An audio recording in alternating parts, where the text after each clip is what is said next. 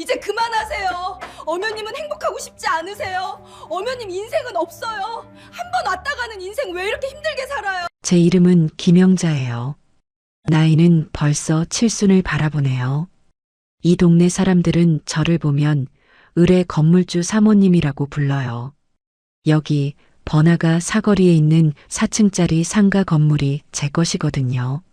죽은 남편이 평생 고생해서 남겨준 제 유일한 재산이죠. 사람들은 제가 1층 상가에서 아들이 하는 식당이나 봐주면서 매달 꼬박꼬박 월세나 받고 편하게 사는 줄 알아요. 팔자 좋다고들 하죠. 하지만 그건 다 겉모습일 뿐이에요. 싸. 제 얼굴 위로 뜨거운 김이 훅 끼얹어져요. 고무 장갑을 낀 손이 저릿저릿 아파오네요. 몇 시간째 뜨거운 물에 손을 담그고 그릇을 닦아내는지 이젠 감각도 무뎌져요. 여기는 제 건물 1층. 아들 김성철이 운영하는 감자탕 가게 주방이에요. 그것도 환기도 잘 안 되는 구석진 설거지통 앞이죠. 건물주 사모님의 현실은 이거예요. 하루 종일 허리 펼 틈도 없이 남이 먹다 남긴 뼈다귀 그릇이나 닦는 신세요. 어젯밤부터 쑤시던 무릎이 차가운 타일 바닥 위에서 비명을 질러요. 기름때가 낀 고무장갑을 벗자 퉁퉁 불어터진 제 손이 불쌍하게 보였어요. 어머니, 그릇 빨리 안 나가요? 지금 홀에 손님 밀리는 거 안 보여요? 저기 계산대 앞에서 휴대전화만 만지작거리던 녀석이 소리를 빽 질러요. 저게 제 하나뿐인 아들, 김성철이에요. 나이는 40을 훌쩍 넘겼는데 하는 짓은 아직도 17살 철부지 같아요. 머리에는 기름을 번지르르하게 바르고 손목에는 언젠가 제 돈으로 사간 번쩍이는 시계를 차고 있죠. 겉모습은 누가 봐도 사장님이에요. 하지만 저 사장님은 가게 문을 연 이후로 주방에 들어와 양파 한 번 썰어본 적이 없어요.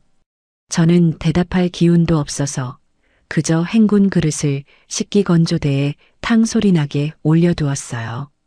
저 녀석 얼굴을 마주하고 말을 섞기 시작하면 제 속만 더 시끄러워지니까요. 이 가게도 결국 제가 차려준 거예요. 불과 몇 달 전이었죠. 칠순도 다가오니 이제 정말 이 지긋지긋한 아들 뒤치다꺼리는 끝내고 그동안 못 가봤던 해외여행이나 다니며 살고 싶었어요. 그런데 성철이가 그날 밤 술에 절어서 제 방에 무릎을 꿇었어요. 어머니, 저 이번이 진짜 정말 제 인생의 마지막 기회예요.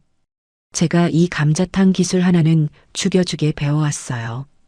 어머니, 저 못 믿어요? 이 상가 1층, 딱 1년만 비워주세요. 여기서 제가 대박 내서 어머니 남은 인생, 제가 황제처럼 모실게요. 네, 제발요. 그 마지막이라는 말을 저는 성철이 군대 가기 전부터 들었던 것 같아요. 20살 때 당구장 차려달라고 할 때도 마지막이었고요. 30살 때 주식으로 대박 낸다고 제 적금 통장 가져갈 때도 마지막이었어요. 그 마지막의 끝은 늘 빚쟁이들과 제 눈물이었죠. 이번에도 뻔했어요. 하지만 어쩌겠어요. 하나뿐인 자식이 저렇게 죽는 신용을 하며 비는데 결국 저는 1층에서 10년 넘게 장사하던 세입자를 내보내고 억소리 나는 돈을 들여 이 가게를 차려줬어요. 역시나였어요. 사장님이 된 성철이는 가게 일에는 관심이 없었어요. 맨날 중요한 사업 미팅이 있다며 비싼 차를 몰고 나가서 새벽에나 기어들어왔죠. 그 사업 미팅이라는 게 사실은 어두컴컴한 노름장이라는 걸 저는 모를 줄 아나 봐요. 제가 이렇게 설거지라도 안 하면 인건비도 못 건져서 이 가게는 당장 문을 닫아야 할 판이에요. 주방 문이 조용히 열리고 며느리 지혜가 들어왔어요. 어머님, 제가 한다니까 왜 또 나와 계세요? 어서 들어가서 쉬세요. 무릎 아프시잖아요. 박지혜, 제 며느리죠. 저 망나니 같은 놈한테 시집와서 고생만 하는 착하고 딱한 아이예요. 가게 정산이며 홀서빙이며 성철이 목까지 지혜가 다 하고 있어요. 어린 손주들 키우기도 바쁠 텐데 저 녀석 때문에 하루도 편할 날이 없죠. 괜찮다. 너는 홀이나 봐. 아까부터 저기 4번 테이블에서 뭐 달라고 하더라. 성철 씨는 또 친구들 불렀어요?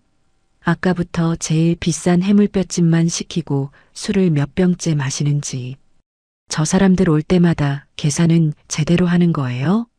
지혜가 속삭이며 성철이 쪽을 쏘아봤어요. 맞아요. 성철이는 해가 중천일 때부터 친구들을 불러 모아 공짜 술판을 벌이는 게 일상이었어요. 됐다. 내 남편 친구들인데 어쩌겠니. 그냥 마시라고 둬. 제가 다시 그릇으로 손을 뻗자 지혜가 깊은 한숨을 내쉬었어요. 저도 속이 터지지만 저 망나니를 자극해서 가게에서 소란 피우게 하고 싶지 않았어요. 그렇게 또 며칠이 흘렀어요. 그날은 저녁 장사 준비로 한창 바쁜 시간이었죠. 지혜가 장부를 들고 계산대 앞에 서성였어요. 성철이는 여느 때처럼 의자에 기대어 휴대전화 게임에 빠져 있었고요. 성철 씨, 어제까지 정육점 사장님한테 고깃값 입금하기로 했잖아요. 아까 전화 왔었어요. 오늘까지 돈 안 들어오면 내일부터 고기 못 넣어준대요. 지혜의 목소리는 차분했지만 단호했어요. 성철이는 화면에서 눈도 떼지 않고 대꾸했죠. 아, 알았어. 이따 저녁 장사 끝나고 줄게. 사람 바쁜데 그런 거로 귀찮게 하지 마요. 바쁘긴 누가 바빠요? 당신 지금 게임 하잖아요. 그리고 저녁 장사 끝나면 돈이 어디서 나요? 어제 가게 매출 100만 원, 당신이 다 가져갔잖아요. 그거 어디 썼어요? 지혜의 목소리가 조금 높아졌어요. 그제야 성철이가 휴대전화를 내려놓고 지혜를 쏘아봤어요. 아, 진짜. 내가 사장인데 내 돈 좀 쓸 수도 있지. 왜 그렇게 사람을 쪼아대? 당신은 내가 돈 못 벌어와서 불만이에요? 가게 돈이 왜 당신 돈이에요? 직원들 월급도 밀렸는데 정신 좀 차려요.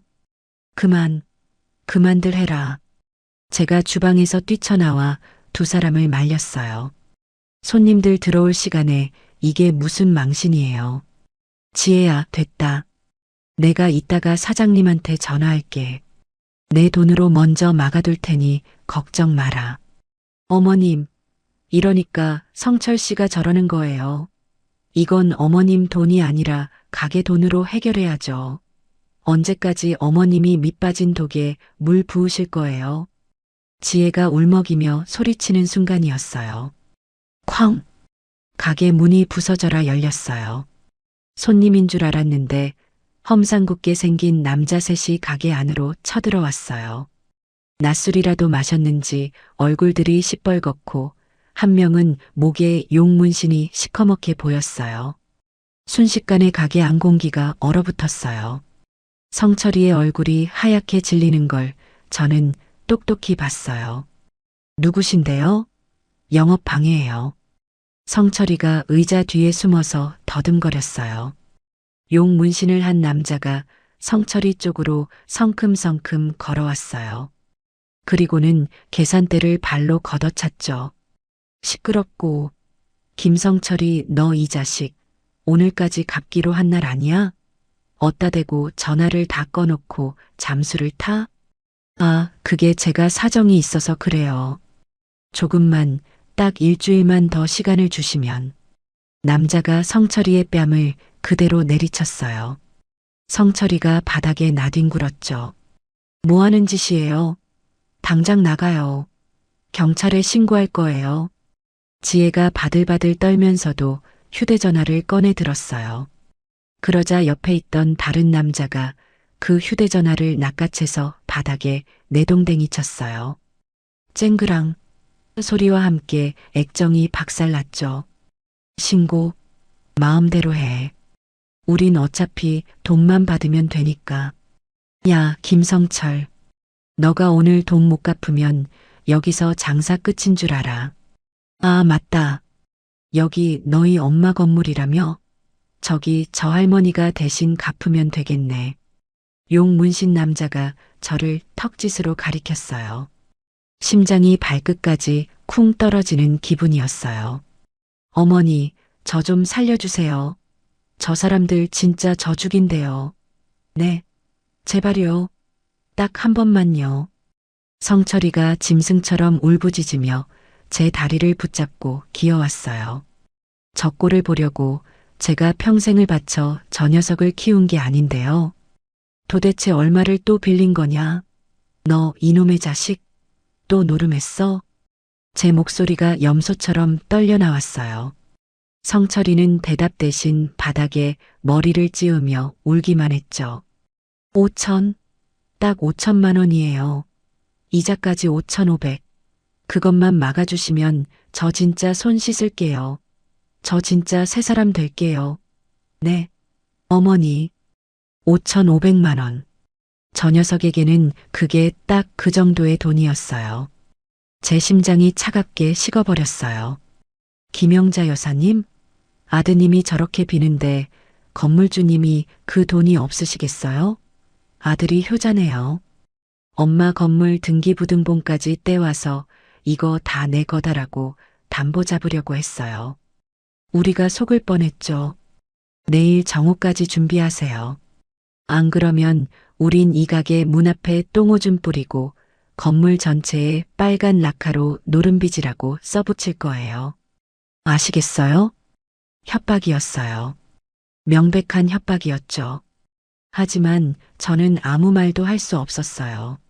성철이는 여전히 제 다리에 매달려 울고 있었고 지혜는 입술을 깨물며 울음을 참고 있었어요.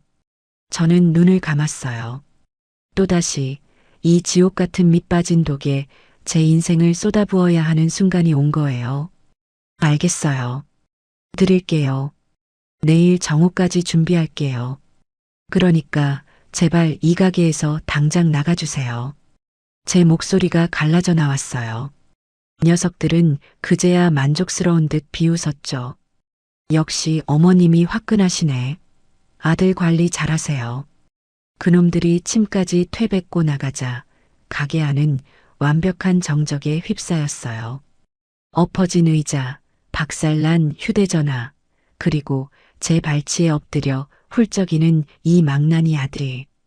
저는 그냥 이 모든 게 꿈이었으면 좋겠다고 생각했어요. 정말이지 지긋지긋한 인생이에요. 그 험악한 놈들이 가게 문을 닫고 나간 뒤에도 한참 동안 아무도 움직이지 않았어요. 제 발치에는 아들 성철이가 짐승처럼 엎드려 훌쩍이고 있었죠. 녀석의 넓은 등이 어린애처럼 가늘게 떨리는 걸 보자 억장이 무너지는 것 같았어요. 저 꼴을 보려고 제가 평생 험한 일 해가며 저 녀석을 키운 게 아닌데요. 가게 바닥은 놈들이 뱉은 침과 흙발 자국, 그리고 엎어진 의자들로 엉망진창이었어요. 어머니, 저놈들 진짜 무서운 놈들이에요. 내일 돈 못 주면 저 진짜 죽을지도 몰라요. 성철이가 고개도 들지 못하고 중얼거렸어요. 저는 그 말을 듣고도 아무 대답도 할 수 없었어요. 5,500만 원. 그 돈이 제 주머니에서 콩 나오듯 뚝딱 나오는 돈이 아니에요. 물론 제게는 이 상가 건물이 있죠. 하지만 그건 제 노후고 제 마지막 보루예요. 저 녀석은 그걸 모르는 걸까요? 알면서도 저러는 걸까요? 그때였어요. 일어나요. 차가운 목소리가 들렸어요. 며느리 지혜였죠. 지혜는 아까 그놈들이 던져서 박살난 자기 휴대전화 조각을 묵묵히 쓸어 담고 있었어요. 성철 씨, 일어나라고요. 아, 시끄러워. 당신은 좀 가만히 있어. 내가 지금 얼마나 뭐요? 얼마나 무서웠어요? 얼마나 분했어요? 그래서 내일 5,500은 어디서 구할 건데요? 지혜의 목소리에는 물기가 하나도 없었어요. 꼭 마른 장작이 타닥거리는 소리 같았죠. 성철이가 그제야 고개를 들었어요. 눈물 콧물로 범벅이 된 얼굴이 엉망이었죠. 어머니가 주신다고 했잖아요. 어머니가 막아주신다고. 어머님이요? 지혜가 들고 있던 쓰레받기를 바닥에 탁 소리나게 내려놓았어요. 당신은 그 말이 나와요? 당신이 지금 사람이에요? 당신이 저지른 빚을 왜 어머님이 갚아요? 저 깡패 같은 놈들한테 우리 엄마 건물 주니까 돈 많다고 말한 게 당신 아니에요? 아니, 그건 걔들이 어떻게 알았는지 나는 그냥 시끄러워요. 짝! 가게 안이 울릴 정도로 맑고 세찬 소리가 났어요. 저도 성철이도 그 자리에 얼어붙었어요. 지혜가 방금 성철이의 뺨을 때린 거예요. 성철이가 맞은 뺨을 감싸쥐고 지혜를 멍하니 쳐다봤어요. 너가 지금 나를 쳤어? 그래요, 쳤어요.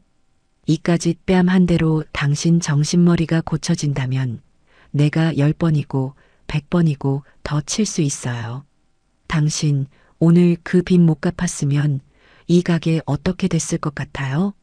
저놈들이 이 건물에 빨간 칠하고 가게 문 앞에 옴을 뿌려댔을 거예요. 그래도 당신은 어머니가 해결해 주시겠지 하고 도망갔겠죠. 안 그래요? 지혜가 부들부들 떨면서 소리쳤어요. 결혼하고 10년 넘게 저는 지혜가 저렇게 큰 소리로 악쓰는 걸 처음 봤어요. 늘 조용하고 성철이가 아무리 못된 짓을 해도 뒤에서 수습하고 제게는 죄송해요. 어머님만 반복하던 착한 아이였거든요. 명절이면 남편 몰래 제 주머니에 5만 원짜리 몇 장을 꼬깃꼬깃 찔러주며 어머님, 이거라도 보태서 맛있는 거 사드세요 하던 며느리였어요.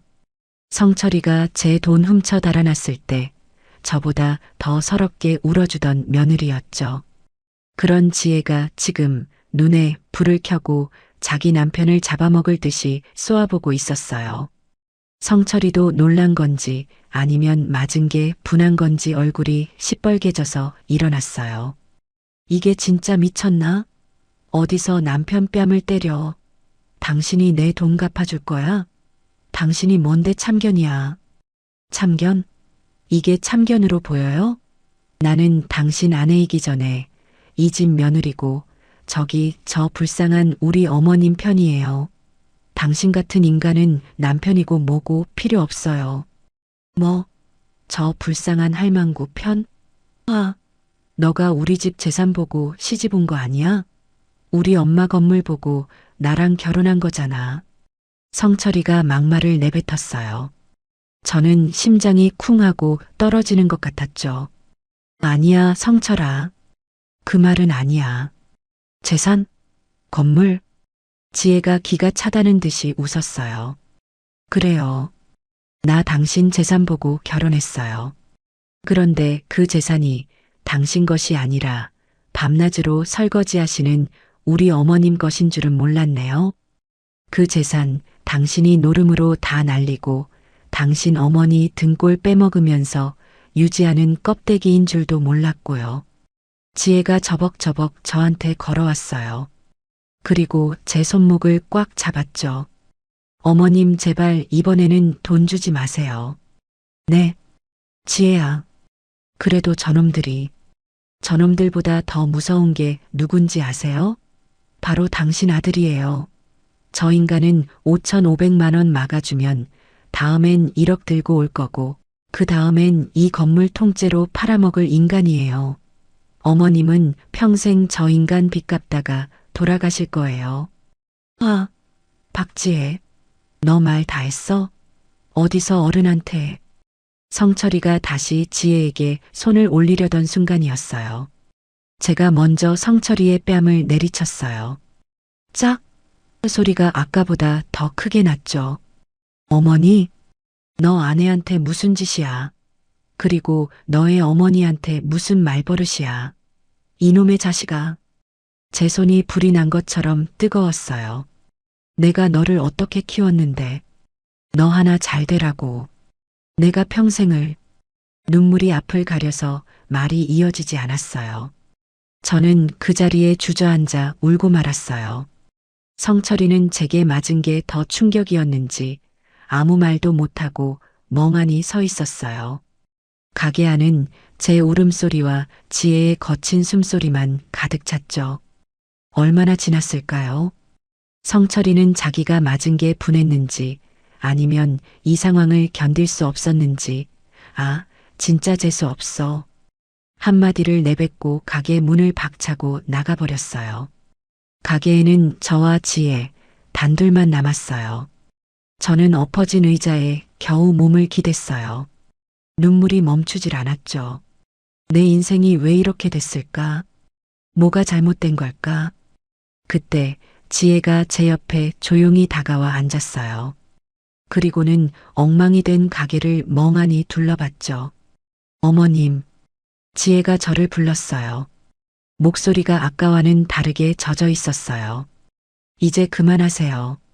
뭘 그만해? 아들 뒤치다꺼리요. 밑 빠진 독에 물 붓는 거. 이제 그만하시라고요. 저는 대답 없이 고개만 숙였어요. 어머님은 행복하고 싶지 않으세요? 어머님 인생은 없어요? 왜 맨날 저 인간 똥이나 치우면서 사셔야 해요? 팔자려니 해야지. 팔자요? 아니요. 그건 팔자가 아니에요. 어머님이 그렇게 만드신 거예요. 저 인간이 울고불고 매달릴 때마다 다 받아주니까 어머님이 그래도 되는 사람인 줄 아는 거예요. 지혜의 목소리가 다시 높아졌어요. 저를 다그치는 것 같았죠. 어머님, 정신 차리세요. 지혜가 제 어깨를 잡고 흔들었어요. 한번 왔다 가는 인생, 왜 이렇게 힘들게 살아요? 왜 맨날 당하고만 살아요? 왜 어머님 돈을 저 인간한테 다 갖다 바쳐요? 그럼 나더러 어떡하라고. 저놈들이 내일 당장 쳐들어온다는데, 이 건물에 빨간 칠을 한다는데, 제가 울면서 소리쳤어요. 지혜가 제 눈을 똑바로 쳐다봤어요. 그 눈에 눈물이 그렁그렁했지만 아주 단호한 빛이 있었죠. 도망가세요. 뭐? 전부 다 팔아서 도망가시라고요. 저는 제 귀를 의심했어요. 어머님, 이 상가 건물이랑 지금 사시는 아파트랑 가진 거 싹 다 정리하세요. 현금으로 바꿔서 아무도 모르는 곳으로 떠나세요. 지혜야, 너 그게 무슨... 제 말이 틀려요? 이 건물, 이 아파트. 어차피 어머님이 쥐고 있어봤자 성철 씨가 언젠가는 다 팔아먹을 거예요. 저 인간 빚 갚는 데 다 들어가고 어머님 손에는 땡전 한 푼 안 남을 거라고요. 그렇게 되기 전에 어머님이 먼저 움직이셔야 해요. 지혜의 말은 냉정했지만 이상하게 설득력이 있었어요. 아무도 모르는 섬 같은 데로 가세요. 성철 씨가 절대 못 찾게요. 가서 어머님 좋아하는 밭일도 하시고 맛있는 것도 사 드시고 이제 어머님 인생을 사세요. 그럼 너는? 너랑 애들은? 제 목소리가 떨렸어요. 지혜는 잠시 입술을 깨물었어요. 저는 제 인생 살 거예요. 어머님, 저도 더 이상 저 인간이랑 못 살아요. 저도 이혼할 거예요. 애들은 제가 악착같이 키울 거니까 어머님은 저희 걱정하지 마세요. 대신 어머님이 행복하게 사시는 모습 보여주세요. 그게 제가 바라는 전부예요. 며느리가 제게 도망가라고 하고 있었어요. 제 아들을 버리고 평생 일군 재산을 다 정리해서 멀리 떠나라고 하고 있었어요. 제가 다 도울게요. 어머님, 지혜가 제 퉁퉁 불어터진 손을 꽉 잡았어요. 며느리의 손은 따뜻했어요. 저는 그날 밤 며느리의 눈을 보며 제 인생을 건 가장 무서운 결심을 하게 되었어요. 그날 밤 성철이는 집에 들어오지 않았어요. 아마 자기가 뺨 맞은 게 분해서 어디 가서 또 술을 마시고 있거나 아니면 돈 나올 구멍을 찾아다니고 있겠죠. 지혜는 아이들을 데리고 친정에 가 있겠다고 했어요.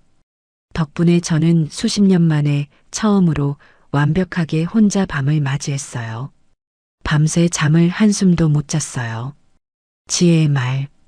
한번 왔다 가는 인생. 왜 이렇게 힘들게 살아요? 그 말이 자꾸만 제 귓가에 맴돌았죠. 정말 그랬어요. 저는 평생을 누군가를 위해 살았어요. 일찍 죽은 남편 대신 성철이를 굶기지 않으려고 시장에서 생선을 팔았고요. 성철이 대학 등록금 된다고 이 건물 청소를 도맡아 했어요.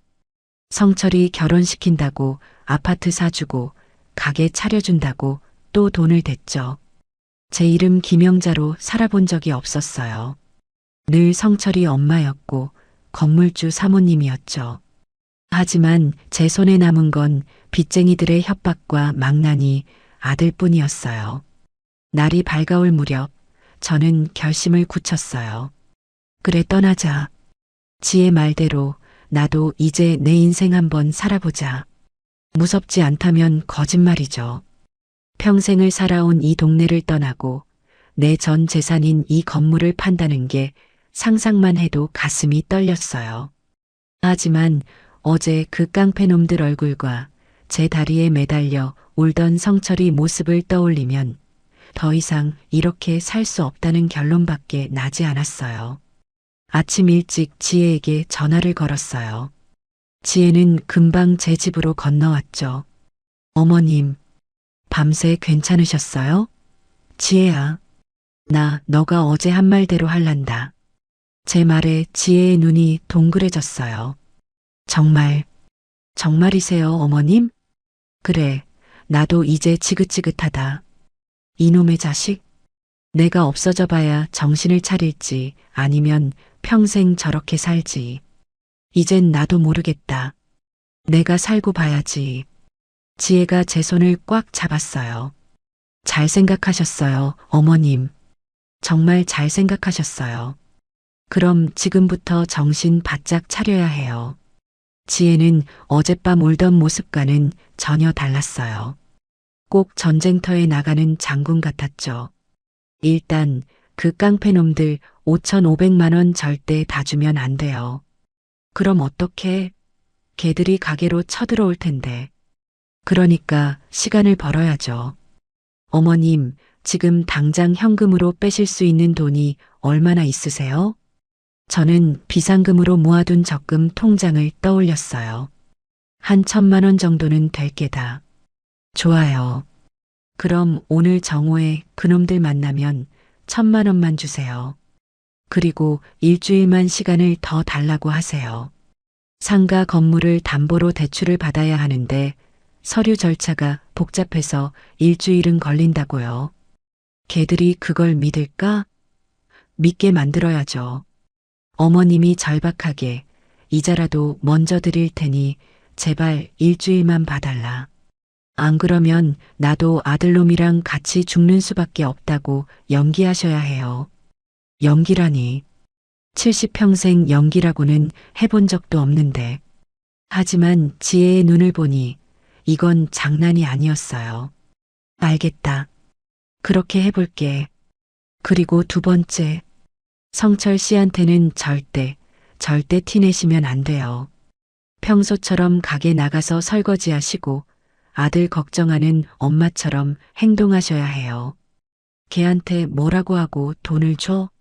성철 씨한테는 급한 대로 엄마 적금 깨서 이자부터 막았다. 너 때문에 내가 이게 무슨 고생이냐고 막 화를 내세요. 대신 나머지 돈도 엄마가 어떻게든 마련해 볼 테니 너는 일주일 동안 가게에 꼼짝 말고 붙어 있어라 하고 안심시키세요. 성철이 녀석은 자기가 급하니까 제가 돈을 마련해 온다고 하면 분명 속아 넘어갈 거예요. 그리고 가장 중요한 거요. 지혜가 가방에서 서류 몇 장을 꺼냈어요. 부동산 매물 내놓는 거예요. 이 건물하고 어머님 아파트 전부요. 지금 당장? 네, 당장요. 성철 씨가 아는 동네 부동산은 절대 안 돼요. 녀석 귀에 바로 들어가니까요.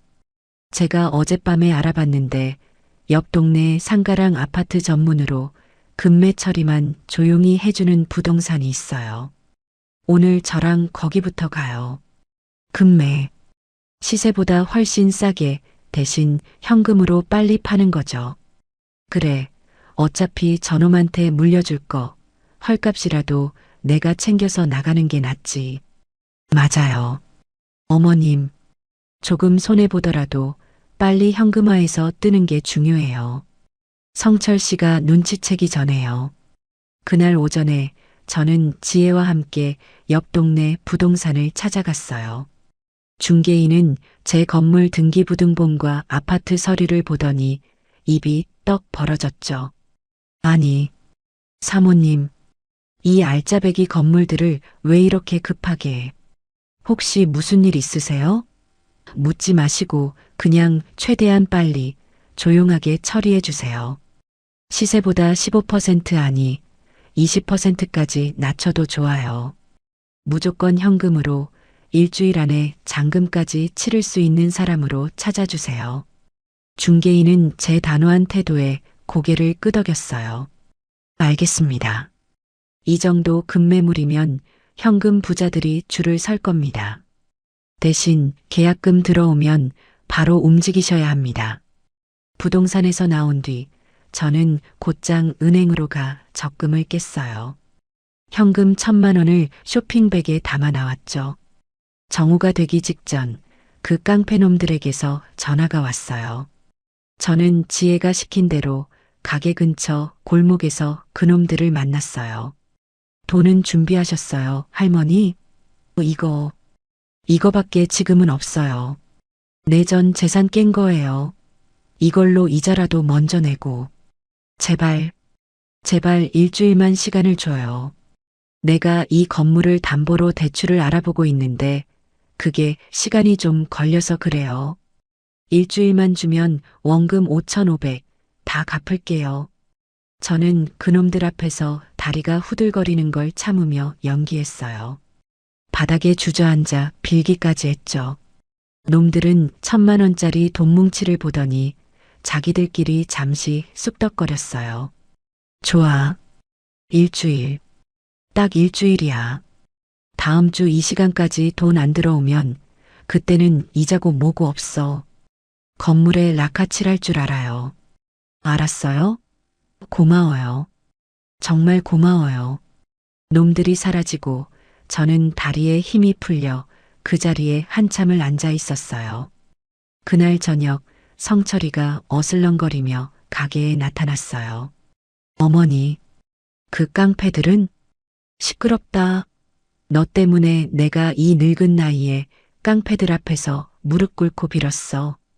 내 적금 깨서 이자 1,000만 원 겨우 막았다. 이놈아. 제가 돈뭉치를 줬던 빈 쇼핑백을 녀석 얼굴에 던지며 소리쳤어요. 성철이는 제가 화를 내자 오히려 안심하는 눈치였어요. 아, 진짜요? 아이고, 우리 엄마 고마워요. 역시 우리 엄마밖에 없어요. 그럼 나머지는요? 일주일 뒤에 내가 지금 알아보고 있어. 너 때문에 이 건물 담보 잡히게 생겼다고. 그러니까 너 일주일 동안 가게에 딱 붙어서 일이나 해. 어디 또 싸돌아다니다 걸리면 그땐 나도 몰라. 알았어요. 알았어요. 아, 진짜 우리 엄마 최고. 성철이는 좋다고 금방 해실거리며 계산대에 앉아 휴대전화를 꺼냈어요. 저 한심한 녀석? 저는 주방으로 들어가 다시 고무장갑을 꼈어요. 그날 밤 지혜가 제게 새 휴대전화 하나를 건넸어요. 어머님, 이건 선불폰이에요. 어머님 명의로 안 되어 있어서 성철 씨가 절대 조회할 수 없어요. 앞으로 저랑은 이걸로만 통화해요. 그리고 이건 지혜가 통장 하나를 내밀었어요. 이건 어머님이랑 저만 아는 새 계좌예요. 어머님 신분증이랑 도장으로 제가 아까 만들었어요. 이 은행은 성철 씨가 가본 적도 없는 곳이에요. 앞으로 모든 돈은 여기로 옮길 거예요. 며느리가 저보다 100배, 1000배는 똑똑하고 야무졌어요. 지혜야, 고맙다. 너 없었으면 난 그런 말씀 마세요. 이건 어머님 인생 찾는 일이고 제 인생 찾는 일이기도 해요. 우린 꼭 성공해야 해요.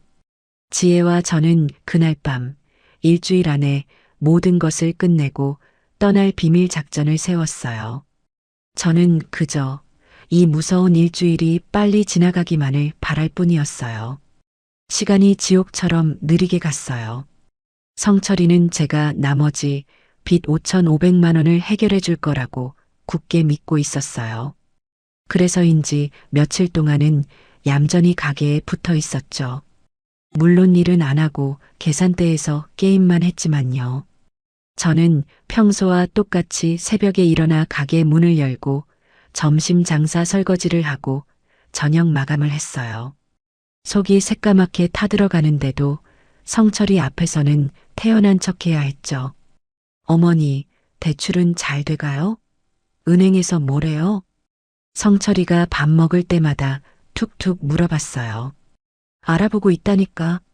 그게 하루아침에 되는 줄 알아? 서류가 복잡해. 너는 그냥 조용히 있어. 제가 일부러 신경질을 내면 성철이는 알았어요. 알았어 하고 입을 삐죽거렸죠. 그 사이 저와 지혜는 물밑에서 바쁘게 움직였어요. 어머님, 아파트 보러 온 사람이 있어요. 신혼부부인데 금매 가격이 마음에 든다고 오늘 저녁에 바로 계약하자고 해요. 지혜의 비밀 전화를 받고 저는 성철이 몰래 가게를 빠져나와 부동산으로 향했어요. 아파트 계약서에 도장을 찍는데 손이 덜덜 떨렸어요. 제가 이 집에서 성철이를 키우고 결혼시키고 수십 년 산 집인데 계약금은 바로 새 통장으로 입금해달라고 하세요. 제 말에 지혜가 고개를 끄덕였죠. 다음 날에는 건물 매수자가 나타났어요. 무슨 투자법인이라고 했는데 위치가 좋아서 그런지 20%나 깎아줬는데도 묻지도 따지지도 않고 사겠다고 했어요. 잔금은 일주일 뒤에, 그러니까 성철 씨 빚 갚기로 한 그날 한꺼번에 치르겠대요. 아파트 잔금도 같은 날 마쳤어요. 어머님. 지혜가 흥분된 목소리로 말했어요. 그래, 잘 됐다. 딱 그날 모든 걸 끝내는 거야. 모든 게 순조롭게 풀리는 것 같았어요. 하지만 망나니 아들 녀석이 그렇게 호락호락하지 않았어요. 일주일치 이자를 받아낸 그 깡패놈들이 성철이에게 또 전화를 한 모양이에요. 어머니, 그 깡패놈들이 자꾸 전화해서 할머니가 대출 받는 거 맞냐? 진짜 나오는 거 맞냐고 쪼아대요. 아, 진짜 불안해 죽겠네. 은행 어디라고 했어요? 내가 가서 좀 알아볼까? 성철이가 안절부절 못하며 저를 다그치기 시작했어요. 너가 뭘 안다고 가. 내가 알아서 한다니까. 괜히 내 얼굴 비추면 은행에서 돈 안 내줘. 아니, 그래도. 성철이가 뭔가를 의심하기 시작한 거예요. 제가 자기 몰래 어딜 자꾸 나갔다 오는 것도 눈치챈 것 같았어요. 어머니, 요즘 왜 이렇게 바빠요? 가게 설거지도 맨날 지혜 씨한테 맡기고 어디 가서 돈이라도 빌리러 다녀요? 그래, 너 때문에 돈 빌리러 다닌다. 이놈아. 제가 버럭 소리를 질러도 녀석의 의심은 사라지지 않았어요. 결정적인 사건은 약속의 이틀 전에 터졌어요. 그날은 제가 아파트에 남은 짐을 좀 정리하려고 일찍 가게를 나섰어요. 지혜도 아이들 핑계를 대고 가게에 안 나왔죠. 성철이 혼자 가게를 보고 있었어요. 그런데 하필 제가 집을 내놓은 걸 어떻게 알았는지 동네 다른 부동산에서 가게로 전화를 한 거예요. 사장님, 거기 김영자 여사님 건물 맞죠? 다름이 아니라 지금 사시는 아파트 금매로 내놓으셨던데 저희 쪽 손님이 그거보다. 거기까지 듣고 성철이가 전화를 끊었대요. 아파트 금매. 성철이는 그 길로 가게 문을 잠그고 집으로 달려왔어요. 마침 제가 옷가지 몇 개를 가방에 챙기고 있을 때였죠. 어머니. 성철이가 현관문이 부서져라 들어왔어요. 너 가게는 어쩌고. 지금 그게 문제예요? 어머니, 아파트 팔아요? 왜요? 나 몰래 지금 뭐 하는 거예요? 녀석의 눈이 시뻘게 충혈되어 있었어요. 그게, 너 빚 갚으려면 돈이 모자라서 집이라도 팔아서. 거짓말. 빚은 5,500이라면서요. 이 아파트가 얼만데. 그리고 그 가방은 뭐예요? 어디 가요? 어머니. 설마, 나 버리고 어디 도망가려고 했어요? 성철이가 제 손에 들린 가방을 낚아챘어요. 아니에요. 이건 그냥 헌옷 버리려고. 거짓말하지 마. 성철이가 이성을 잃고 제 방을 뒤지기 시작했어요. 서랍을 열고 장롱을 뜯어냈죠. 돈 어디다 숨겼어요? 건물 판 돈, 아파트 판 돈, 다 어디다 뒀어요? 안 팔았어. 아직 안 팔았다고. 그때였어요. 녀석이 제 화장대 서랍 깊숙한 곳에 숨겨둔 제 옛날 통장과 도장을 찾아낸 거예요. 이거지. 여기다 다 숨겨뒀지. 그건 제가 평생 써온 주거래 은행 통장이었어요. 물론 지혜와 함께 돈을 다 빼내서 새 통장으로 옮기기 직전이었지만 아직 잔액이 몇백만 원은 남아 있었죠. 아니다. 그건 안 돼. 내놔. 시끄러워. 이게 다 내 돈인데. 어머니가 나 몰래 훔쳐가려고 했잖아. 내가 모를 줄 알았어요? 성철이가 제 통장과 도장을 움켜쥐고 저를 밀치고 집 밖으로 뛰쳐나갔어요. 성철아, 안 돼. 김성철. 저는 넘어진 채로 소리쳤지만 녀석은 이미 엘리베이터를 타고 사라진 뒤였어요. 심장이 멎는 것 같았어요.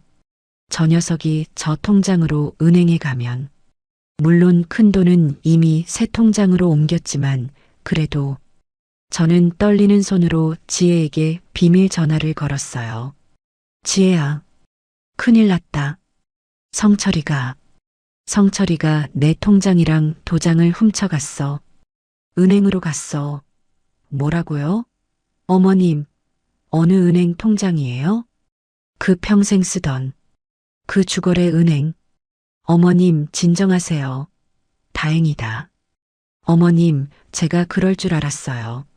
지혜의 목소리는 의외로 차분했어요. 지혜야? 어머님, 제가 며칠 전에 그 통장 지급 정지 신청해 놨어요. 뭐라고요? 성철 씨가 언젠가 어머님 통장이나 도장에 손 뗄 것 같아서요. 어머님 신분증 들고 은행 가서 통장 분실 신고하고 지급 정지 걸어놨어요. 어머님이 새 통장에 돈 다 옮기시면 그때 풀려고 했죠. 저는 정말 며느리가. 아마 성철 씨는 지금쯤 은행 창구에서 망신만 당하고 있을 거예요. 돈 10원도 못 찾아요. 지혜의 말대로였어요. 얼마 지나지 않아 성철이가 다시 집으로 씩씩거리며 돌아왔어요. 얼굴이 아까보다 더 시뻘개져 있었죠. 어머니, 이게 어떻게 된 거야? 왜 통장이 정지됐어? 어머니가 한 거지. 나를 아주 갖고 놀았어. 성철이가 저를 잡아먹을 듯이 소리쳤어요. 그때 현관문이 다시 열리고 지혜가 들어왔어요. 그래요. 내가 했어요. 내가 어머님 모시고 가서 분실 신고했어요. 왜요? 박지혜, 너, 그 통장, 어머님 돈이에요. 당신 돈 아니라고요. 그리고 똑똑히 들어요. 당신이 훔쳐간 그 통장엔 어차피 잔고도 없었어요. 지혜가 차갑게 말했어요. 뭐? 어머님 재산 이미 다 다른 안전한 계좌로 옮겼어요. 당신이 절대 못 찾는 곳으로요. 성철이의 얼굴이 하얗게 질렸어요. 너희들 진짜 나를 버리려고 작정한 거였어요? 버리는 게 아니죠. 당신 인생, 당신이 책임지라는 거예요. 어머님은 이제 어머님 인생 사실 거고요. 지혜가 제 앞으로 와서 막아섰어요. 어머님, 짐 챙기세요. 우리 내일 잔금 치르고 바로 떠나야 해요. 저 인간이 이제 무슨 짓을 할지 몰라요.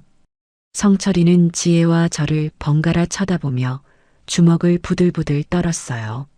안 돼, 못 가. 여긴 내 집이야. 내 건물이라고. 당신들. 절대 여기서 한 발짝도 못 나가. 성철이가 현관문을 가로막고 버티고 섰어요.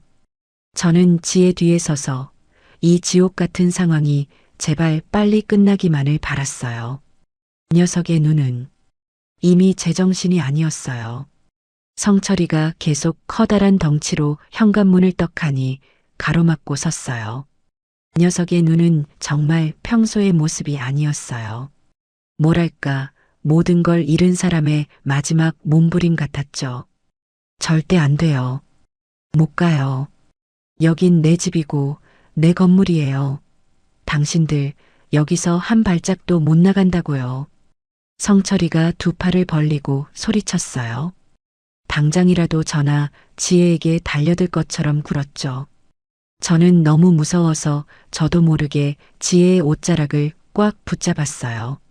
성철 씨, 지혜가 저를 등 뒤로 살짝 밀고는 한 걸음 앞으로 나섰어요.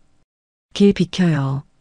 지금 당신이 이러는 거 전부 잘못된 행동이에요. 남의 집에 함부로 들어와서 나가지도 못하게 길을 막고 다 증거로 남고 있어요. 증거? 웃기지 말아요. 이게 누구 집인데 남의 집이야. 이 집 내 거라고 몇 번을 말해요. 어머니가 놔준다고 약속했잖아. 어머님이 말로만 그러셨겠죠. 법적으로 이 집, 그리고 그 상가 건물, 전부 다 어머님 단독 명의예요. 당신 이름은 어디에도 10원 한 장 안 들어가 있다고요. 당신은 그냥 여기 얹혀 사는 성인 자식일 뿐이었어요. 지혜의 목소리는 얼음장처럼 차가웠어요. 성철이의 얼굴이 분노로 시뻘겋게 달아올랐죠. 이 배신자 같은 것들이. 야, 박지혜. 너가 우리 엄마 꼬드긴 거잖아. 너가 우리 집 재산 다 빼돌리려고 이딴 짓 꾸민 거지. 안 그래? 당신 재산? 당신 재산이 어디 있었는데요? 당신이 번 돈은 전부 그 어두운 노름장에서 날렸잖아요.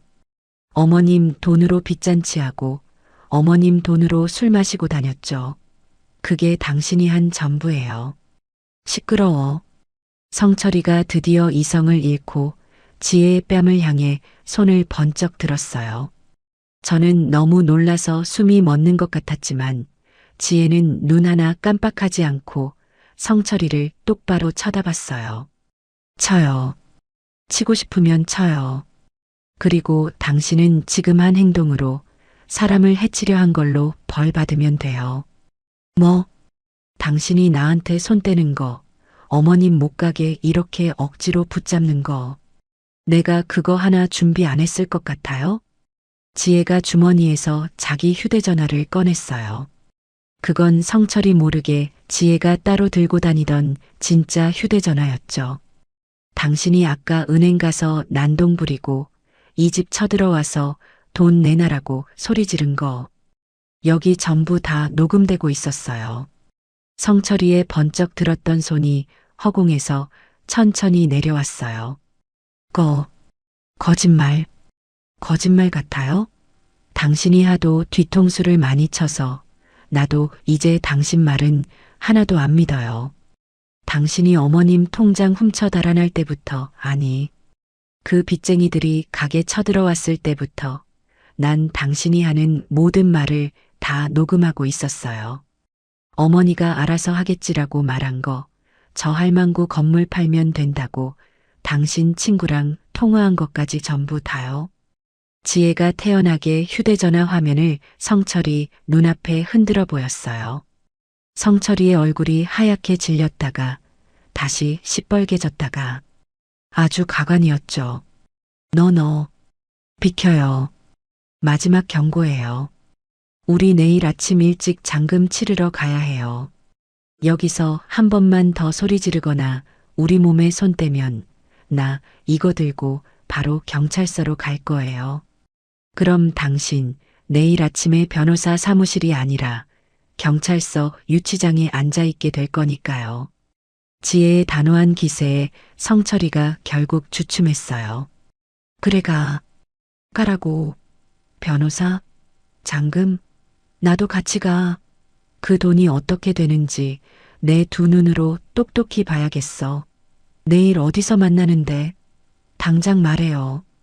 성철이가 현관문 앞을 비키는 대신 그 자리에 주저앉아 버텼어요. 자기도 꼭 따라가겠다는 거죠. 지혜가 저를 돌아보며 살짝 고개를 끄덕였어요. 걱정 마시라는 뜻이었죠. 알았어요. 따라오세요. 어차피 당신이 가봤자 할 수 있는 건 아무것도 없으니까요. 변호사 사무실은 내일 아침 10시에 서울에서 제일 번화한 동네에 있는 법무법인이에요.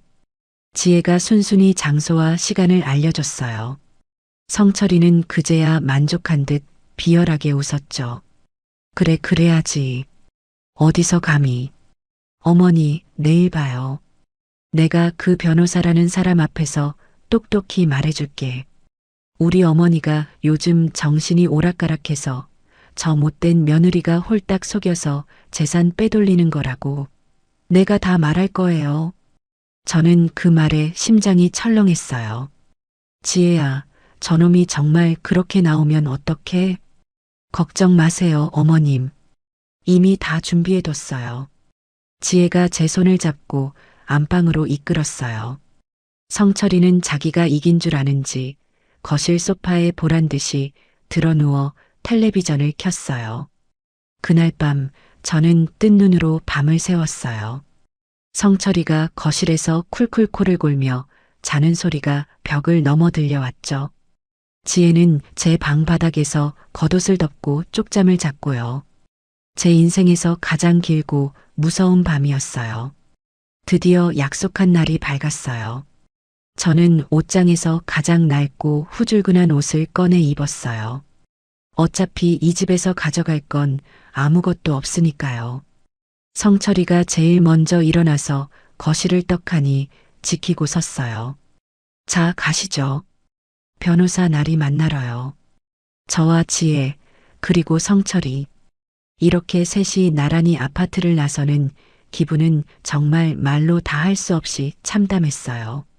지혜가 운전하는 차 뒷좌석에 저는 성철이와 나란히 앉아갔어요. 성철이는 차 안에서도 계속해서 승리자처럼 중얼거렸죠. 두고 봐. 내가 오늘 다 뒤집어 엎을 거니까. 감히 내 돈을, 내 건물을, 박지혜. 너는 오늘부로 끝이야. 저는 그저 아무 말 없이 창밖만 바라봤어요. 서울에서 제일 번화하다는 동네에 하늘을 찌를 듯 높은 빌딩 앞에 도착했어요. 10층에 있는 법무법인 사무실로 들어갔죠. 넓고 고급스러운 회의실에는 변호사 한 명과 제 건물을 사기로 한 법인 쪽 사람들, 그리고 아파트를 사기로 한 젊은 신혼부부가 먼저 와서 앉아 있었어요. 아이고, 김영자 여사님. 어서 오십시오. 이쪽은 아드님이신가요? 변호사가 성철이를 보고 정중하게 물었어요. 네, 제 아들입니다. 제가 기어들어가는 목소리로 말하자 성철이가 제 말을 끊고 의자를 빼서 거만하게 앉았어요. 아들 김성철입니다. 제가 오늘 여기 온 건 다름이 아니라 성철 씨. 지혜가 성철이의 말을 딱 잘랐어요. 회의 시작하기 전에 이거부터 받아요. 지혜가 미리 준비해 온 두툼한 하얀 서류 봉투를 꺼내 성철이 앞 테이블에 탁 소리나게 던졌어요. 이게 뭔데요? 열어봐요. 당신한테 지금 제일 필요한 서류니까. 성철이가 미심쩍은 얼굴로 봉투를 열었어요. 그 안에 든 서류를 꺼내 읽는 성철이의 얼굴이 순식간에 하얗게 굳어버렸죠. 이게 뭐예요? 이혼 서류라고요? 네, 이혼 소장이에요. 당신이 어제 어머님한테 못된 말하고 나한테 손찌검하려고 하고 노름 빚 때문에 빚쟁이들 끌어들여서 집안 망신시킨 거. 아까 말한 그 녹음 파일이랑 증거 자료 전부 첨부해서 오늘 법원에 접수할 거예요. 그리고 여기 지혜가 서류를 하나 더 꺼냈어요.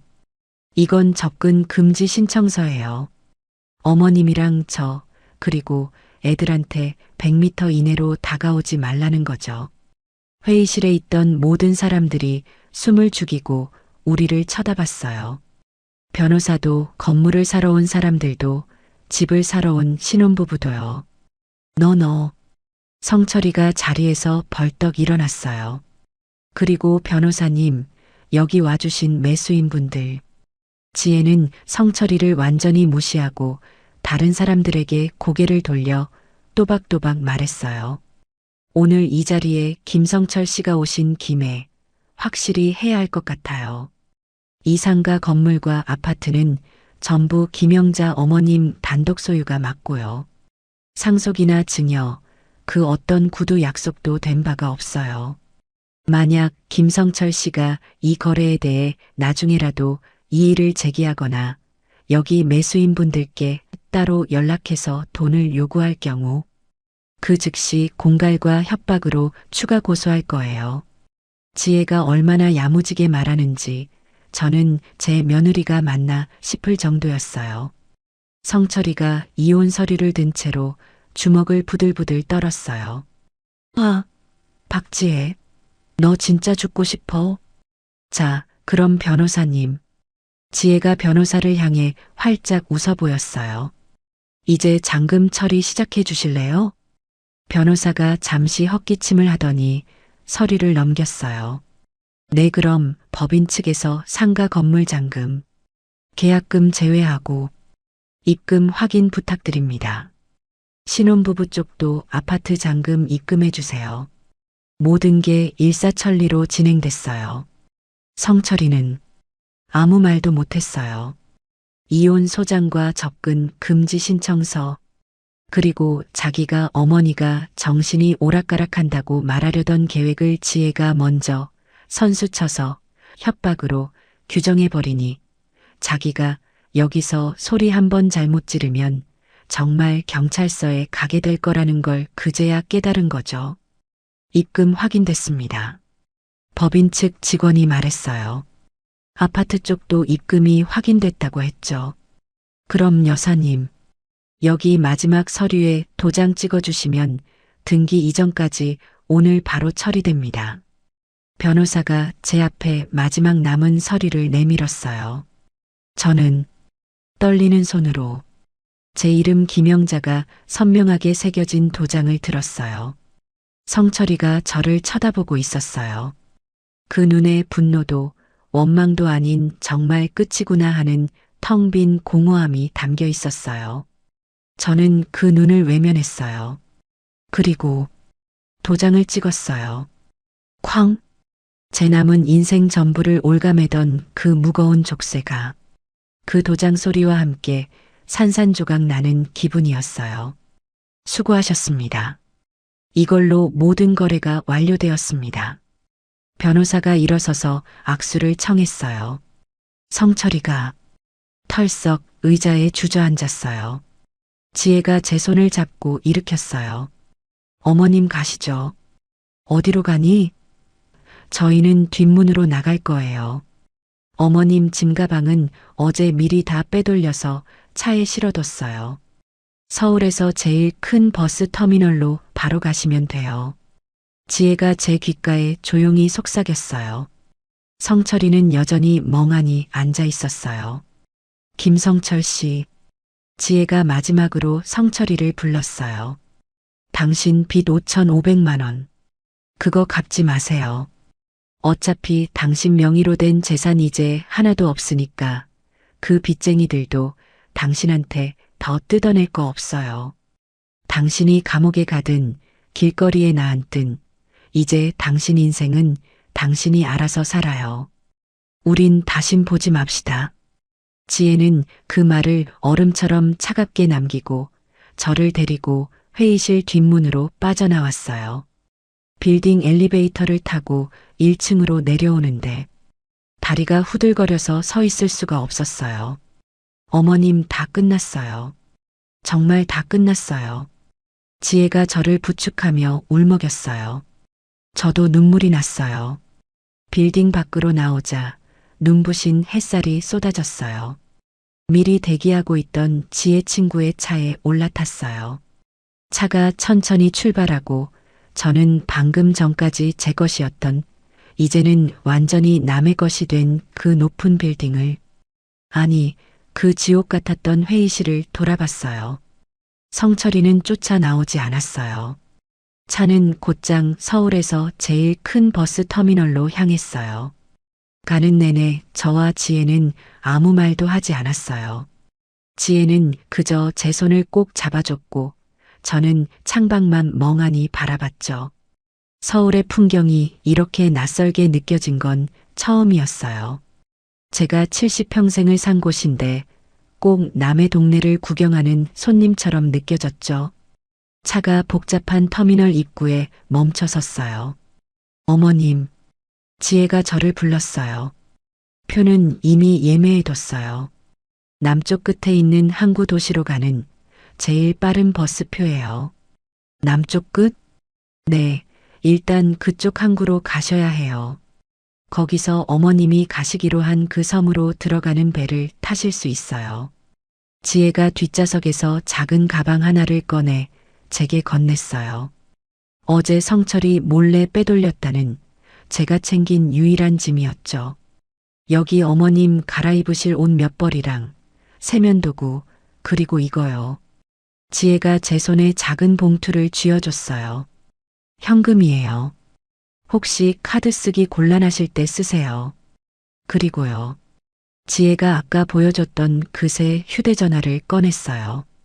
이건 어머님 새 휴대전화예요. 제 번호 하나만 저장되어 있어요. 섬에 도착하시면 이걸로 꼭 연락 주셔야 해요. 제가 뭐라고 말을 하려는데 지혜가 먼저 말을 이었어요. 그리고 이건 어머님 예전 휴대전화죠. 지혜가 제 원래 휴대전화를 들었어요. 이건 이제 버리시는 게 좋아요. 성철 씨가 혹시라도 이걸로 어머님 찾으려고 할 수도 있으니까요. 그래, 그러자꾸나. 어머님, 부디 몸 건강하셔야 해요.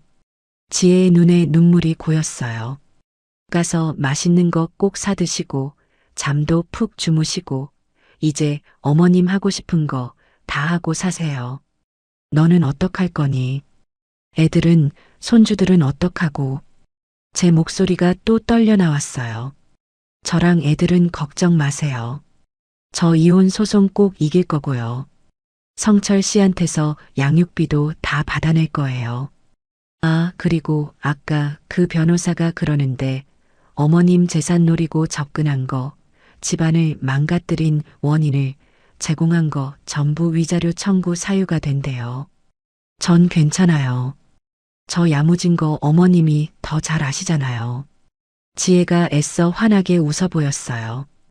고맙다. 정말 고맙다, 지혜야. 내가 너한테 평생 갚지 못할 빚을 졌어. 빚이라니요. 그런 말씀 마세요. 어머님은 제게 자유를 주셨어요. 저도 어머님께 자유를 드리는 것뿐이에요. 지혜가 차에서 내려 제 짐을 꺼내줬어요. 버스 출발 시간 다 됐어요. 어서 가세요. 지혜가 제 등을 떠밀었어요.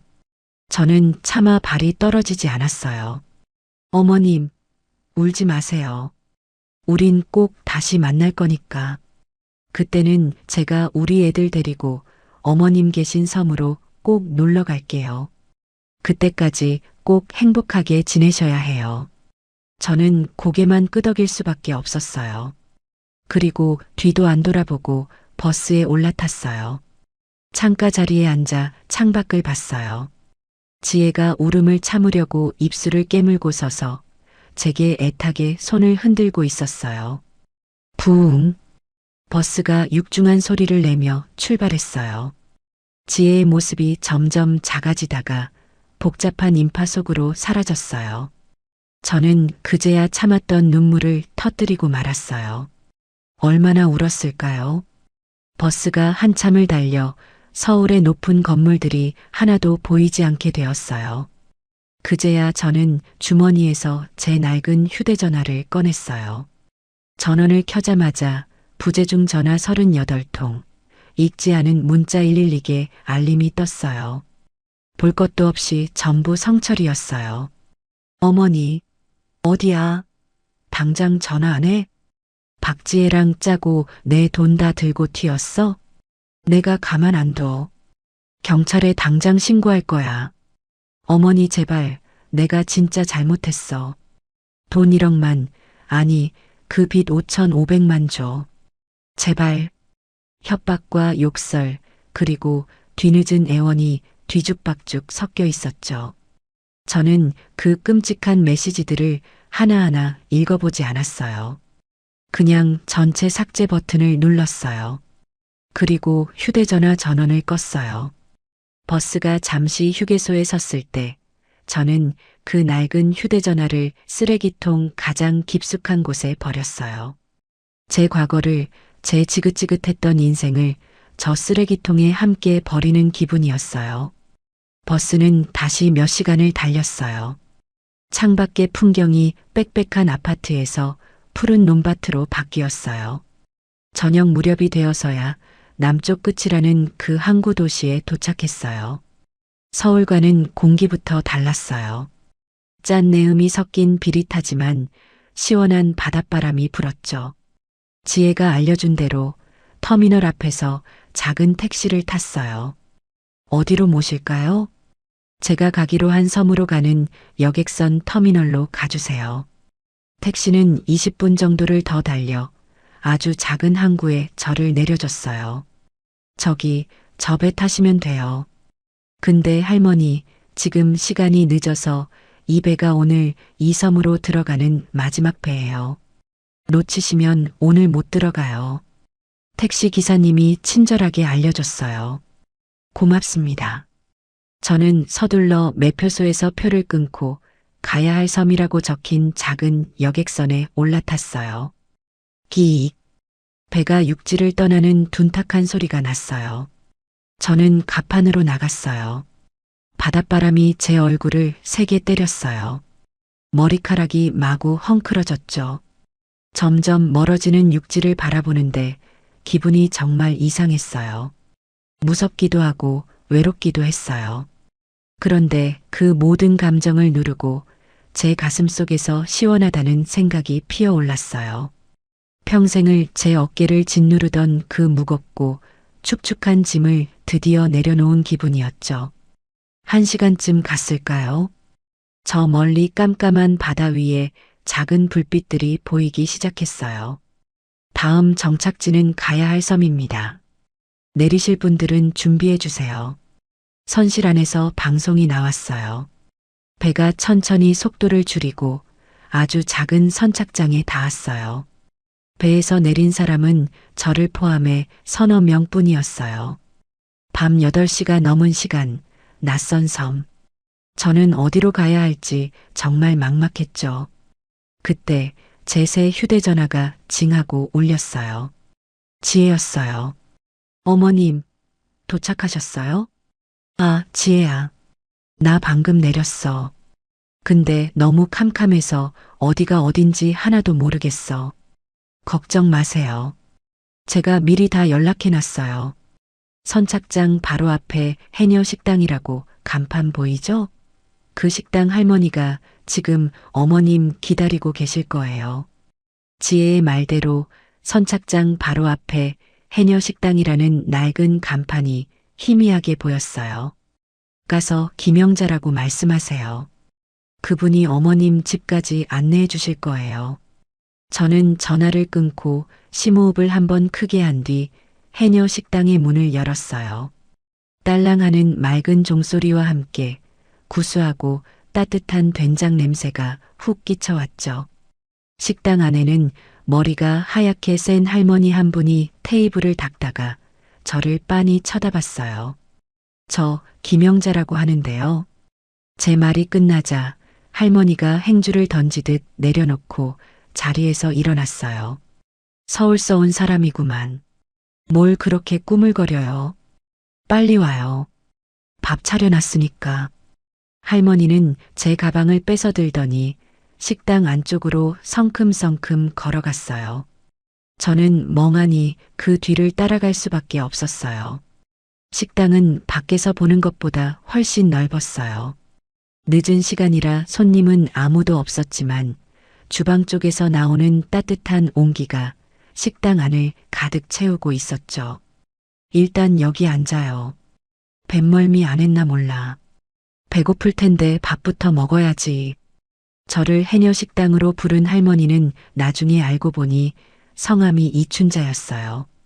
저보다 대여섯 살은 많아 보였는데 허리가 꼿꼿하고 목소리가 아주 우렁찼죠. 춘자 할머니는 제가 의자에 채앉기도 전에 뜨끈한 밥 한 공기와 뽀얀 미역국 그리고 반찬 몇 가지를 제 앞에 탁탁 소리 나게 내려놓았어요. 반찬은 별거 없어. 그냥 이 섬에서 나는 나물이랑 이건 내가 오늘 직접 물질해서 딴 성게알이야. 할머니가 가리킨 건 노랗고 윤기가 자르르 흐르는 성게알이었어요. 저 지금 입맛이 별로 없어서요. 입맛은 무슨 밥심으로 사는 거야, 사람은. 얼른 숟가락 들어요. 배가 든든해야 잠도 잘 오는 법이야. 할머니의 성화에 못 이겨 숟가락을 들었어요.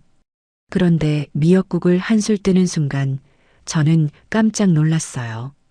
제가 70평생 먹어본 것 중에 이렇게 시원하고 깊은 맛이 나는 미역국은 처음이었어요. 비린 맛 하나 없이 바다 향기만 가득했죠. 노란 성게알을 조금 떼어 흰밥에 비벼 먹으니 짠 바다 내음과 고소한 맛이 입안에 가득 찼어요. 맛이 너무 맛있어요. 허허. 서울 사람들은 대체 뭘 먹고 살길래 이런 거에 감동을 한대. 많이 먹어요. 아직 많으니까. 저는 그날 밥 2공기를 눈 깜짝할 사이에 비웠어요. 서울을 떠나기 전 그 지옥 같았던 법무법인 사무실에서의 일, 성철이의 그 흉흉했던 눈빛, 그런 것들이 까마득하게 멀어지는 기분이었죠. 따뜻한 밥이 들어가니 긴장이 풀리면서 온몸이 노곤해졌어요. 다 먹었으면 일어납시다. 늦었어. 집으로 가야지. 춘자 할머니가 앞장섰어요. 저 할머니, 짐이 제가 가진 게 이 가방뿐이라. 아까 지혜라는 그 똑똑한 며느리가 짐을 택배로 다 보냈더구먼. 내일 아침에 들어오는 첫 배로 올 거야. 오늘은 그냥 몸만 가요. 식당 뒷문으로 나가자 좁고 어두운 골목길이 나왔어요. 이 섬은 가로등도 별로 없네요. 할머니가 커다란 손전등을 비추며 앞서 걸었어요. 가로등이 뭐하러 필요해. 밤엔 자야지. 서울처럼 밤낮 없이 번쩍거리면 사람이 제정신으로 못 살아요.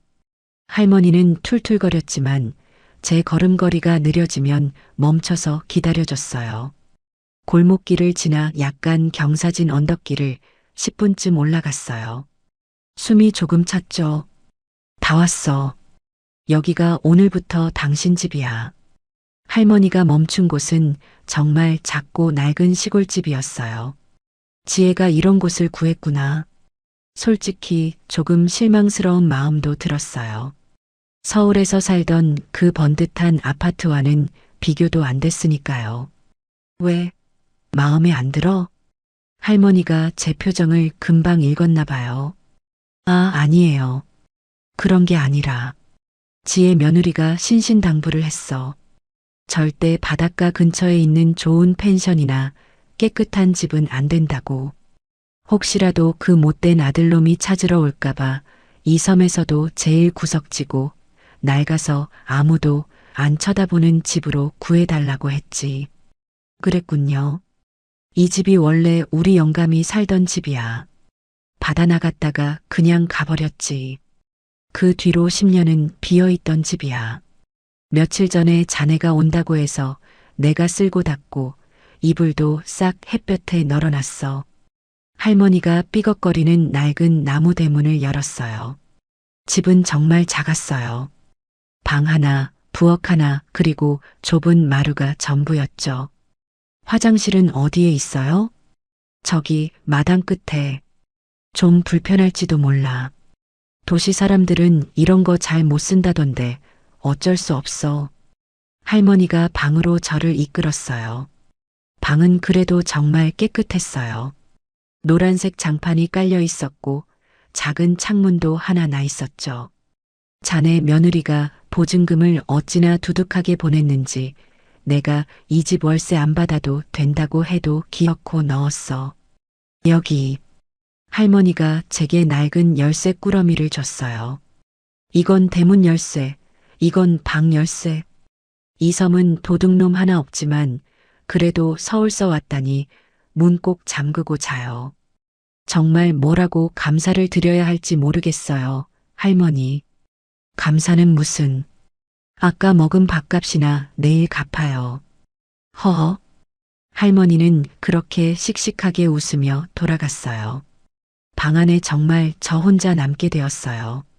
이불에서는 햇볕에 바싹 마른 뽀송뽀송하고 좋은 냄새가 났어요. 저는 그 이불 위에 그대로 쓰러지듯 누웠어요. 끼룩끼룩. 멀리서 갈매기 소리가 들렸어요. 싸싸. 창문 너머로 파도 소리도 들렸어요. 서울에서는 시끄러운 차 소리, 사람들 떠드는 소리, 성철이의 고함 소리, 그런 것들만 듣고 살았는데요. 너무 조용했어요. 조용하니까 갑자기 무서운 생각도 들었어요. 성철이가 여길 쫓아오면 어떡하지? 나 여기서 평생 이렇게 혼자 살 수 있을까? 눈물이 또 핑 돌았죠. 그때였어요. 주머니에 넣어둔 새 휴대전화가 또 울렸어요. 지혜였죠. 어머님, 집에는 잘 들어가셨어요? 지혜야. 나 방금 누웠어. 제 목소리가 잠겨 있는 걸 지혜가 금방 알아차렸나 봐요. 어머님, 혹시 무서우세요? 조금 낯설어서 그래. 괜찮아. 괜찮아요. 어머님, 내일 아침에 일어나서 창문 꼭 열어보세요. 제가 왜 이 집을 골랐는지 아시게 될 거예요. 창문이요? 네, 어머님, 오늘 정말 고생 많으셨어요. 이제 아무 걱정하지 마시고 정말 푹 주무세요. 전화를 끊고 저는 지혜 말대로 창문 쪽으로 고개를 돌렸어요. 하지만 밖은 칠흑같이 어두워서 아무것도 보이지 않았어요. 저는 너무 피곤해서 그대로 깊은 잠에 빠져들었어요. 그리고 다음 날 아침이었죠. 저는 제 평생에 그렇게 눈부신 아침을 맞아본 적이 없었어요. 밤새 저를 무섭게 하던 그 갈매기 소리가 아침이 되니 아주 정겹게 들렸어요. 저는 잠에서 깨자마자 지혜가 말한 창문이 생각나서 벌떡 일어났어요. 삐걱거리는 작은 나무 창문을 활짝 열었죠. 그리고 저는 숨을 쉴 수가 없었어요. 제 방의 작은 창문 너머로 온통 푸른 바다가 끝없이 펼쳐져 있었어요. 어젯밤에는 캄캄해서 몰랐는데 이 낡은 집이 섬에서도 가장 높은 언덕 위에 있었던 거예요. 붉은 해가 수평선 위로 막 떠오르고 있었죠. 바다는 아침 햇살을 받아 수천 개의 다이아몬드처럼 반짝이고 있었어요. 저는 그 풍경을 넋을 잃고 바라봤어요. 한번 왔다 가는 인생. 지혜의 목소리가 시원한 파도 소리와 함께 들려오는 것 같았어요. 저는 그 작은 창문 틀을 붙잡고 한참을 서 있었어요.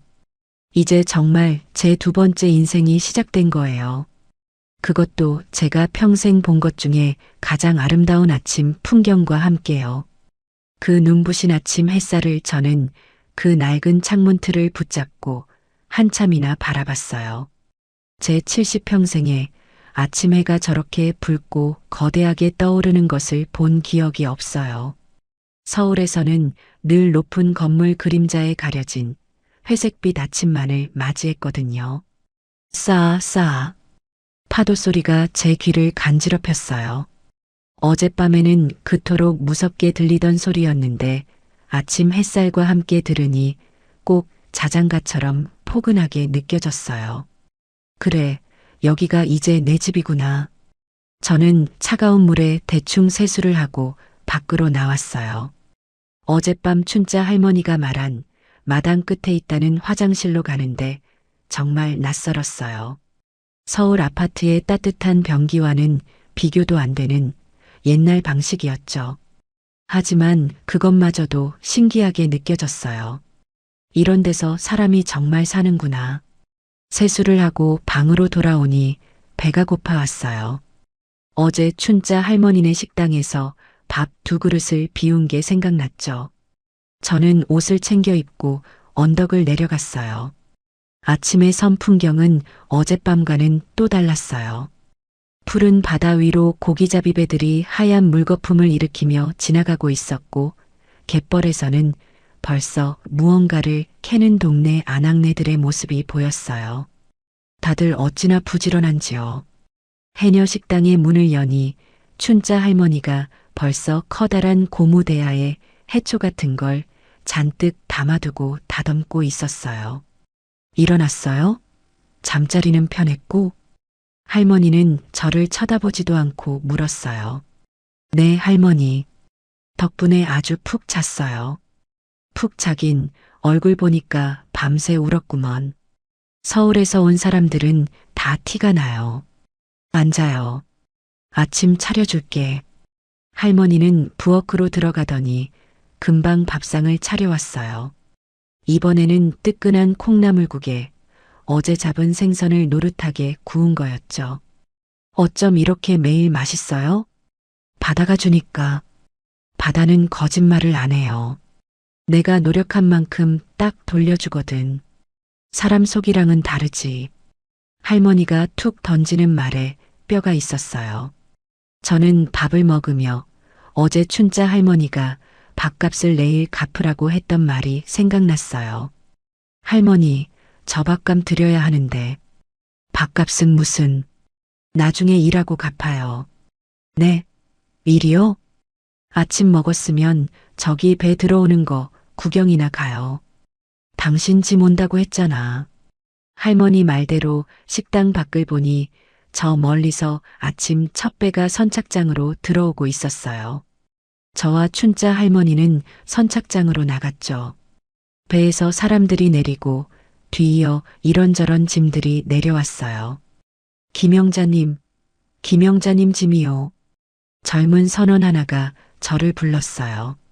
세상에, 짐이 커다란 상자로 5개는 됐어요.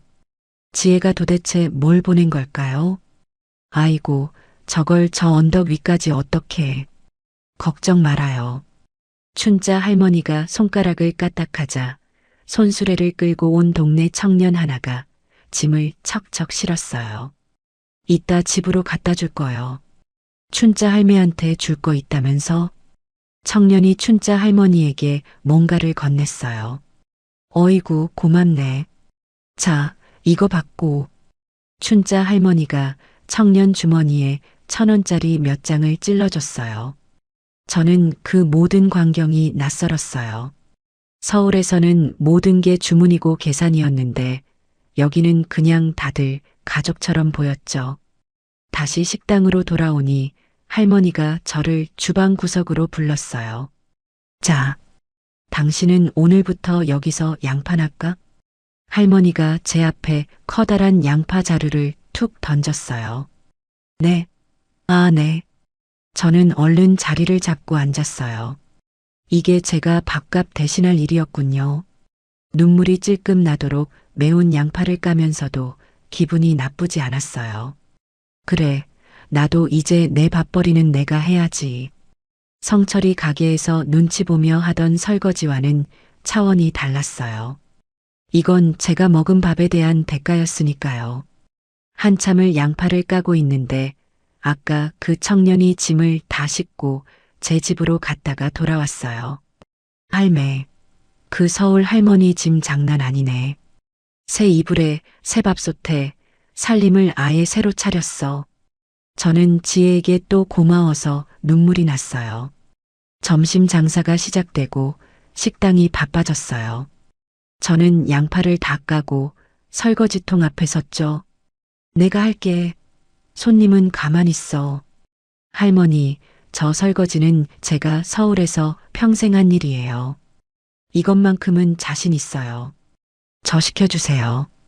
제가 하도 간절하게 말하니 춘자 할머니가 못 이기는 척 자리를 비켜줬어요. 그릇을 닦았어요. 어제까지만 해도, 아니, 서울에서는 이 설거지가 제 지긋지긋한 팔자라고 생각했어요. 그런데 여기서는 이 일이 제 존재 가치를 증명하는 것 같았어요. 나도 뭔가 할 수 있는 사람이구나. 점심 장사가 끝나고 저는 춘자 할머니에게 인사를 하고 제 집으로 올라왔어요. 집 앞에는 지혜가 보낸 상자들이 산더미처럼 쌓여 있었죠. 상자를 하나하나 뜯었어요.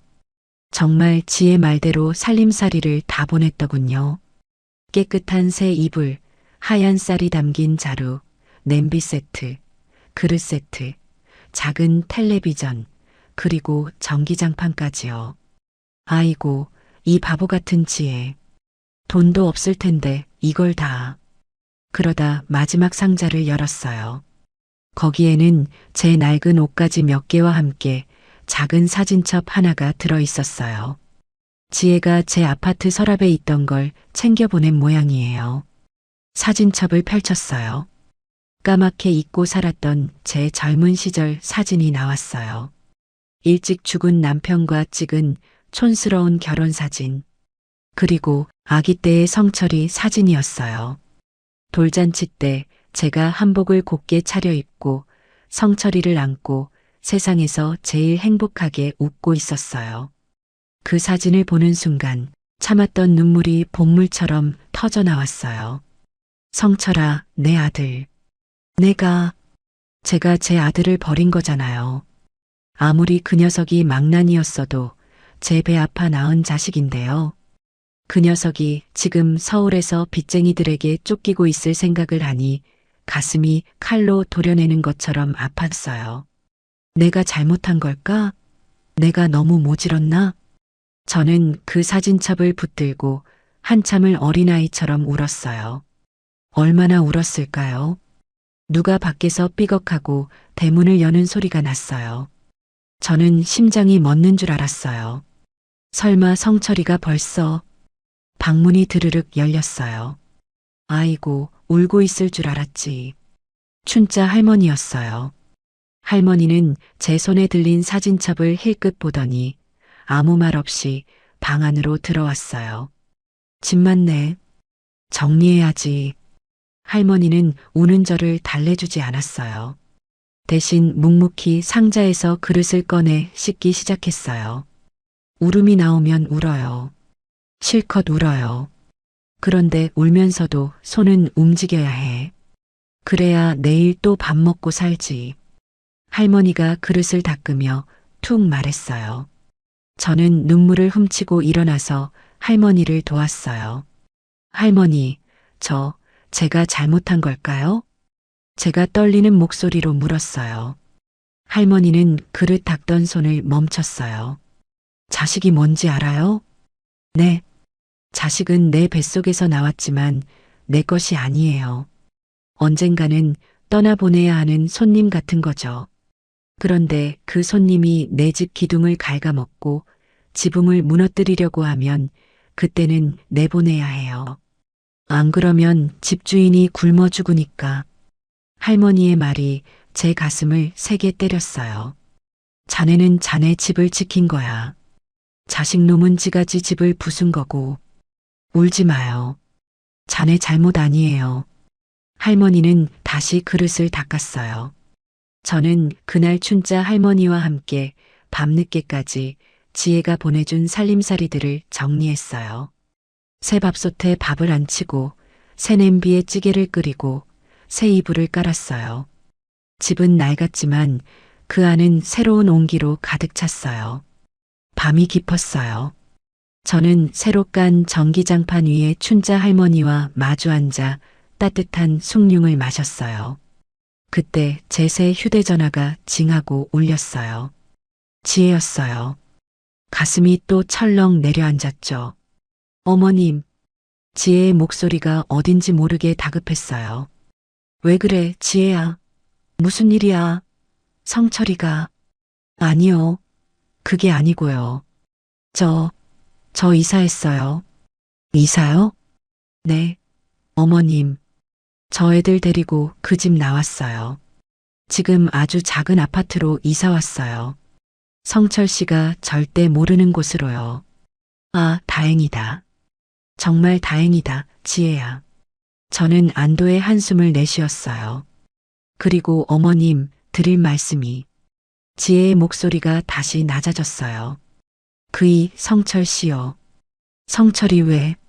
제가 오늘 법원에 서류 다 넣었어요. 이혼하자고요. 그리고 변호사가 그 서류를 성철 씨한테 전달했나 봐요. 그래. 성철 씨가 저한테 전화를 했었어요. 아까 제가 쓰던 번호로요. 막 소리를 지르고 난리가 났었어요. 제가 어머님이랑 짜고 자기 재산을 다 훔쳐갔다고. 지혜의 목소리가 떨리고 있었어요. 지혜야, 괜찮아? 저는 괜찮아요. 그런데 그게 문제가 아니고요. 빚쟁이들, 그 5,500만 원, 그 사람들이 가게로 쳐들어갔었대요. 뭐라고? 어머님, 놀라지 마세요. 가게 엉망진창이 됐어요. 어차피 이제 우리 가게도 아니지만 그 사람들이 건물 팔린 거 알고 성철 씨한테 돈 받으려고 가게에 있던 집기들 다 부수고 난리가 났었대요. 저는 숨이 멎는 것 같았어요. 성철이는 괜찮대? 몰라요. 성철 씨 그 뒤로 전화기가 꺼져 있어요. 집에도 안 들어왔대요. 지금 그 빚쟁이들 피해서 어디론가 도망 다니는 것 같아요. 어머님, 제 말 듣고 계세요? 어머님, 이거 우리가 걱정할 일 아니에요. 그 사람이 자기가 저지른 일 자기가 책임지는 거예요. 어머님은 제발 거기서 아무 생각 마시고 그냥 푹 쉬세요. 네. 전화가 끊겼어요. 저는 숭늉 그릇을 든 채로 그 자리에 굳어버렸어요. 제 아들이 망나니 왼수 같은 녀석이지만 그래도 제 아들인데 지금 서울 길거리에서 깡패들한테 쫓기고 숨어 다니고 있는 거예요. 춘자 할머니가 제 손에서 숭늉 그릇을 조용히 가져갔어요. 인제 잊어요. 할머니, 자네가 여기서 그놈 걱정한다고 달라질 거 하나도 없어요. 그놈은 지 팔자 지가 꼰 거고 자네는 인제 자네 팔자 새로 짜야지. 그만 울고 어여자요. 내일 또 해 떠요. 할머니는 불을 끄고 방을 나갔어요. 저는 그 따뜻한 전기장판 위에 누워 깜깜한 천장만 바라봤어요. 지혜는 안전해졌어요. 나는 안전해졌어요. 그런데 왜 제 가슴은 이렇게 춥고 시린 걸까요? 다음 날도 해는 어김없이 떴어요. 밤새 한숨도 못 잤어요. 아들 녀석이 빚쟁이들을 피해 어두운 골목 어딘가에서 웅크리고 있을 생각을 하니 잠이 올 리가 없었죠. 하지만 춘자 할머니 말대로 아침은 왔고 저는 배가 고팠어요. 퉁퉁 부은 눈으로 언덕을 내려가니 춘자 할머니는 어제와 똑같이 해초를 다듬고 있었어요. 잤어? 아니요. 그럴 줄 알았지. 밥 먹어요. 할머니는 더 묻지 않았어요. 그냥 밥을 줬어요. 따뜻한 밥과 국을 먹으니 그래도 살 것 같았어요. 그래, 산 사람은 살아야지. 저는 그날부터 아예 해녀 식당으로 출근을 했어요. 할머니, 저 밥값 해야죠. 설거지도 하고 청소도 할게요. 저 그냥 뭐라도 하게 해주세요. 가만히 있으니까 미칠 것 같아요. 그러든가. 할머니는 저를 말리지 않았어요. 저는 그날부터 해녀 식당의 설거지 담당이 되었어요. 손님들이 먹고 난 그릇을 닦고 바닥을 쓸고 테이블을 닦았어요. 신기하게도 몸을 바쁘게 움직이니까 아들 녀석에 대한 그 지옥 같던 걱정이 조금씩 옅어지는 것 같았어요. 점심 장사가 끝나고 손님이 없는 시간에 식당 앞 평상에 앉아 바다를 멍하니 바라봤어요. 이 섬 사람들은 참 무던했어요. 춘자 할머니도 식당에 밥 먹으러 오는 다른 해녀들도 저한테 왜 왔냐, 무슨 일이냐 아무도 묻지 않았어요. 그냥 서울서 온 할머니 그렇게 불러줬죠. 영자 씨.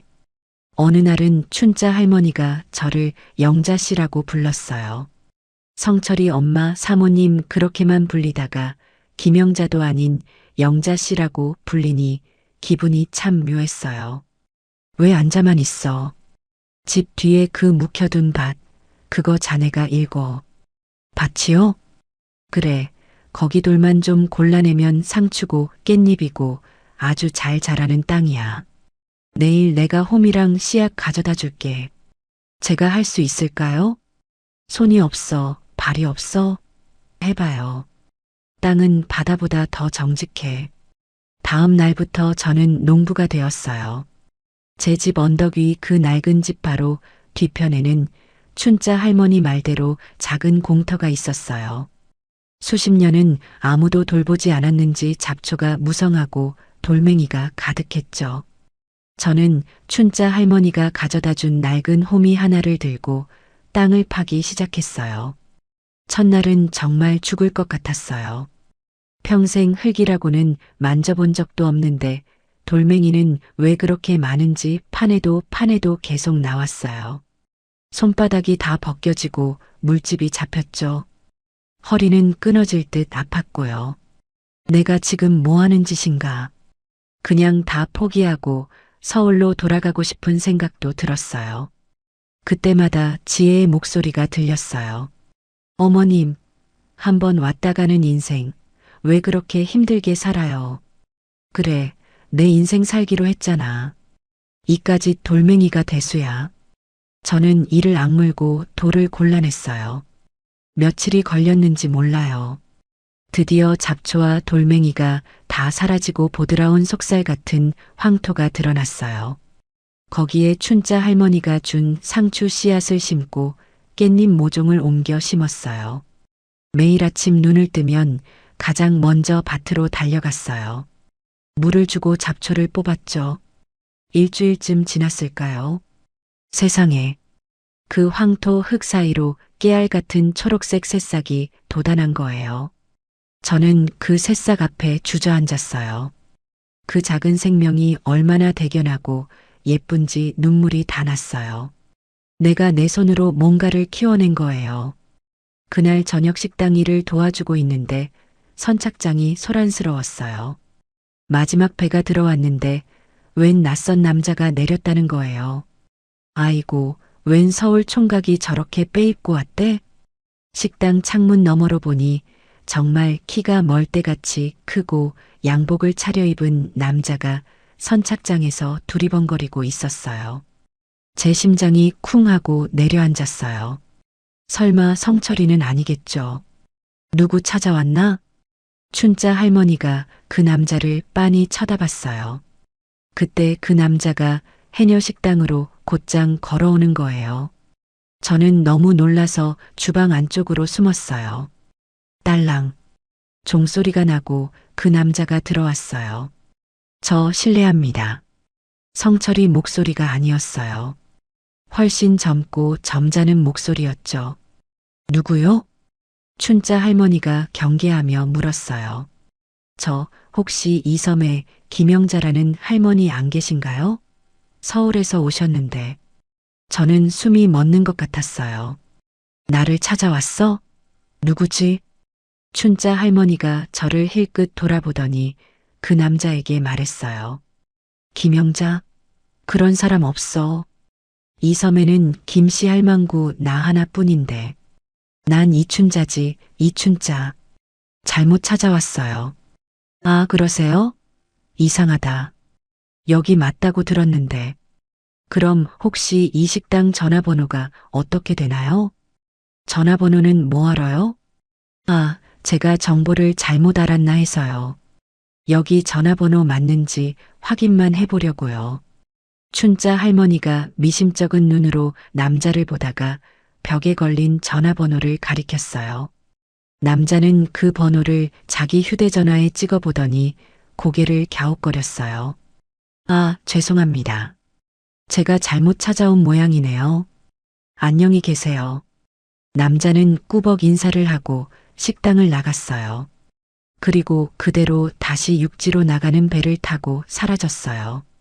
남자가 가고 나서도 저는 주방 구석에서 나오지 못했어요. 인제 나와요. 갔어. 할머니, 누굴까요? 성철이가 보낸 사람일까요? 글쎄, 아까 그놈 눈빛 보아하니 빚쟁이 같지는 않던데. 아주 반듯하게 생겼더구먼. 저는 불안했어요. 결국 성철이가 제가 있는 곳을 알아낸 걸까요? 그날 밤 저는 잠을 설쳤어요. 그리고 다음 날 아침이었어요. 식당 일을 도와주러 내려갔는데 식당 전화기가 요란하게 울렸어요. 춘자 할머니가 받았죠. 여보세요. 해녀 식당. 누구? 김영자. 그런 사람 없다니까. 할머니가 전화를 끊으려고 했어요. 뭐, 아들이라고? 이 자식이 어따 대고 소리를 질러. 할머니의 목소리가 높아졌어요. 성철이었어요. 제 손이 얼음장처럼 차가워졌어요. 어머니 거기 있는 거 다 알아. 받고? 당장 받고? 수화기 너머로 성철이의 악쓰는 소리가 새어나왔어요. 어제 그 반듯한 남자가 빚쟁이가 아니라 성철이가 보낸 심부름센터 직원이었던 거예요. 제가 있는지 확인하고 식당 전화번호를 알아간 거죠. 춘자 할머니가 저를 쳐다봤어요. 받을 거냐는 눈빛이었죠. 저는 떨리는 손으로 수화기를 받아들었어요. 여보세요. 어머니 맞지. 세상에 어떻게 나한테 이럴 수가 있어. 거기 숨어서 행복해요. 성철이의 목소리는 분노로 가득 차 있었어요. 성철아, 어머니, 나 죽게 생겼어. 그 빚쟁이 놈들이 나 잡으려고 혈안이 됐다고. 내가 지금 PC방 구석에서 이 전화하는 거야. 어머니, 돈 있잖아. 다 팔고 갔잖아. 제발 나 5천, 아니 1억만 보내줘. 그럼 나 정말 새 사람 될게. 응? 어머니. 녀석은 여전히 새 사람 타령이었어요. 저는 눈을 감았어요.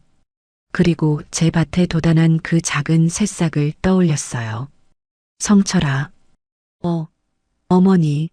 말해. 보내줄 거지. 너의 인생은 너가 살아. 나 이제 내 인생 살 거야. 뭐라고 지금? 어머니? 나 지금 죽게 생겼다는데 그딴 소리가 나와요. 나 너한테 줄 돈 없어. 다시는 이리로 전화하지 마. 아, 김영자, 너 진짜 나버릴 거야? 내가 누구 아들인데.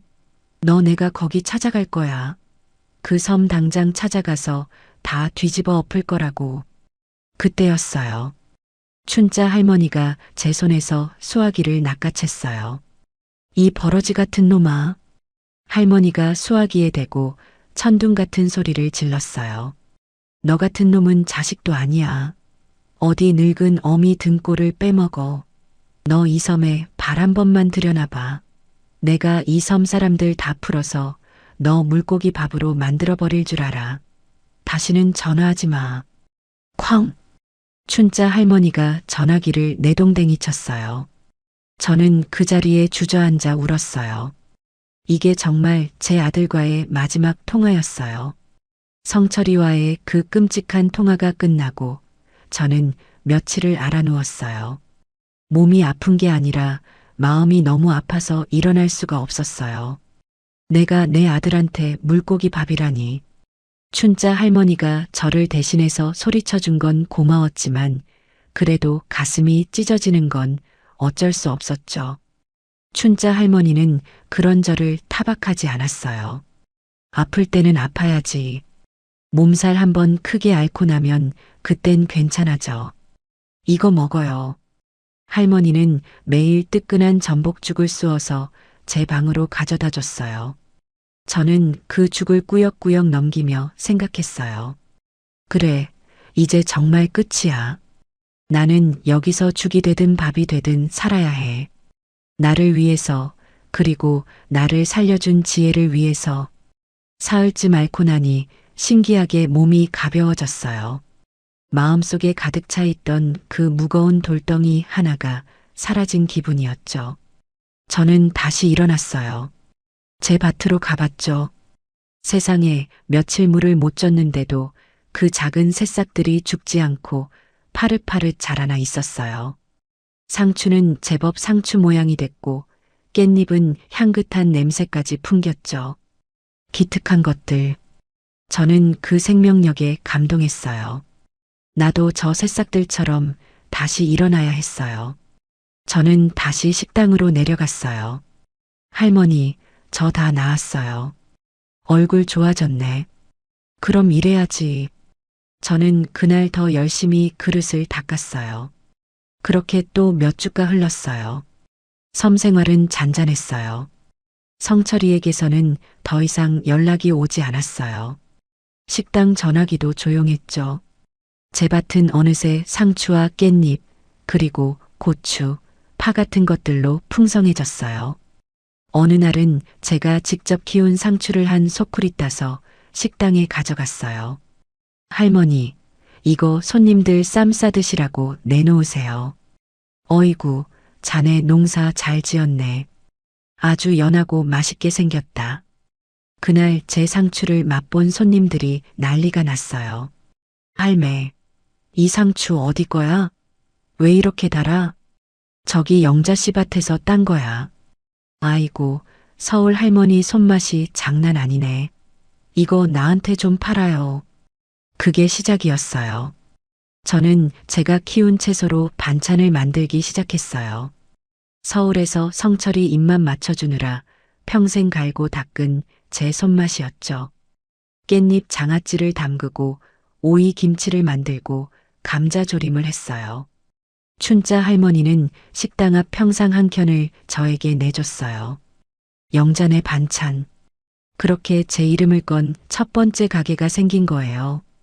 섬 사람들이 배 타고 나가서 일을 하고 돌아오는 길에 제 반찬을 하나씩 사갔어요. 영자 씨 반찬 없으면 이제 밥 못 먹어. 우리 영감 입맛 돌아왔잖아. 제 손으로 직접 키운 작물로 반찬을 만들고 그걸로 제 밥값을 버는 거예요. 제 통장에는 서울에서 가져온 그 큰 돈이 그대로 있었지만 저는 그 돈에 손대지 않았어요.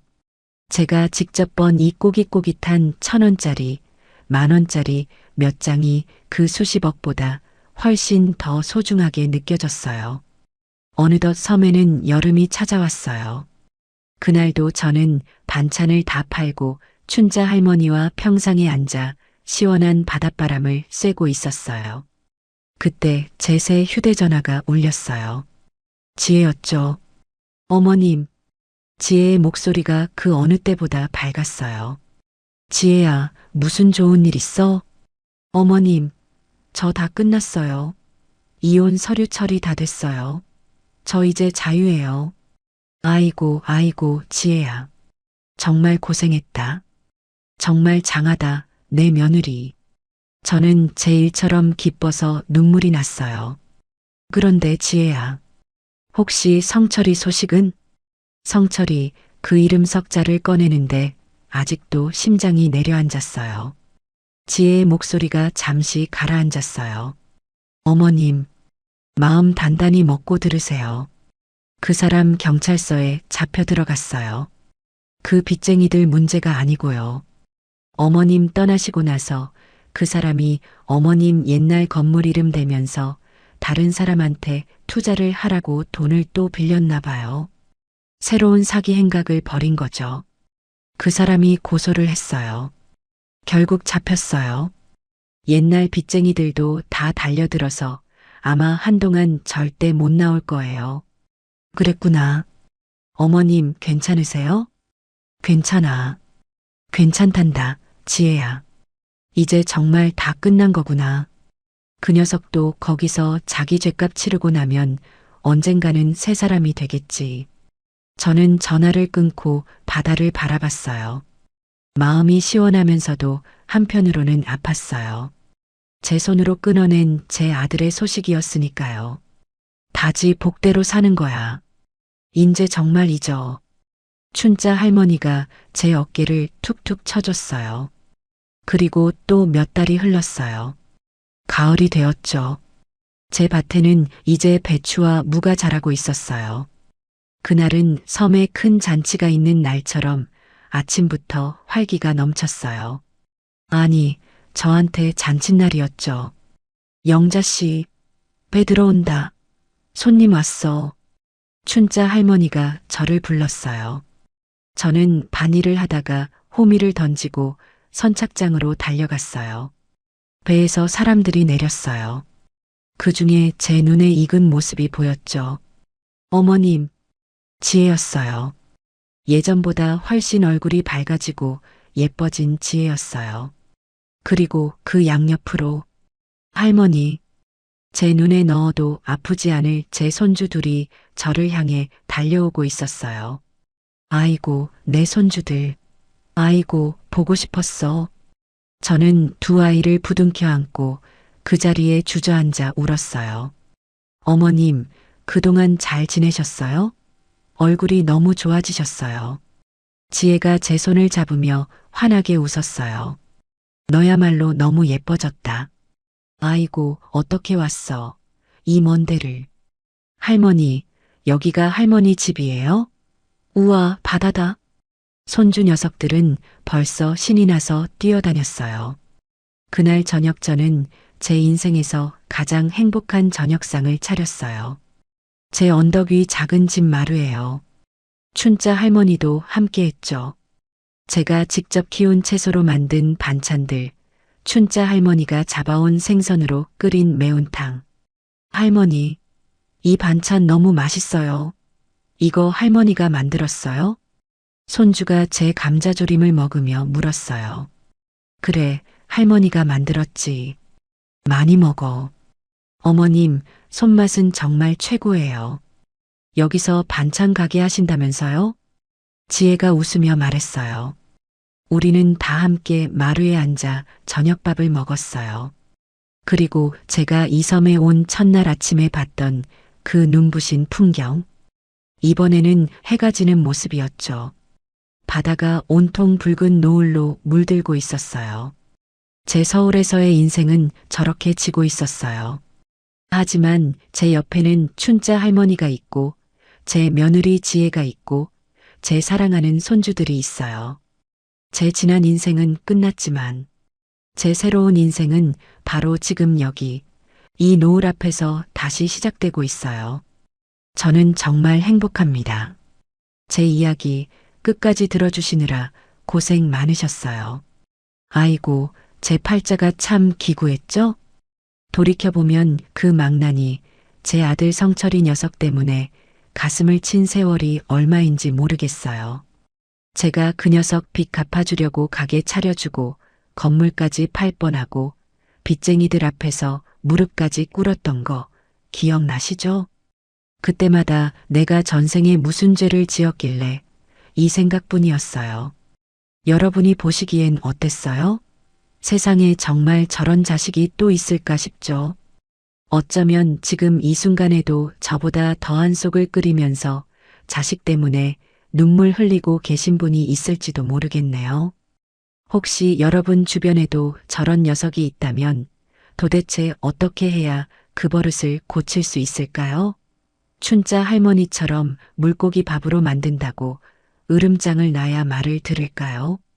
그래도 제가 이 지옥에서 빠져나올 수 있었던 건 다 우리 며느리 지혜 덕분이에요. 그 아이가 아니었으면 저는 정말 상상만 해도 끔찍해요. 며느리가 시어머니한테 어머님, 한 번 사는 인생 왜 그렇게 힘들게 살아요? 당장 도망가세요. 이렇게 말해주는 게 그게 보통 마음으로 되는 게 아니잖아요. 자기 남편, 그러니까 제 아들이죠. 그 녀석 뺨을 짝 소리나게 때릴 땐 제 속이 다 시원했어요. 저는 우리 지혜 같은 며느리를, 아니, 딸을 얻은 게 제 인생 마지막에 받은 가장 큰 복이라고 생각해요. 여러분은 제 며느리 어떻게 보셨어요? 정말 하늘에서 내려준 천사, 아니, 장군감 아닌가요? 저런 며느리, 아니, 저런 딸, 다들 갖고 싶으시죠? 서울을 떠나던 날, 법무법인 사무실에서 그놈 얼굴을 마지막으로 보던 날, 솔직히 다리가 후들거려서 서 있지도 못했어요.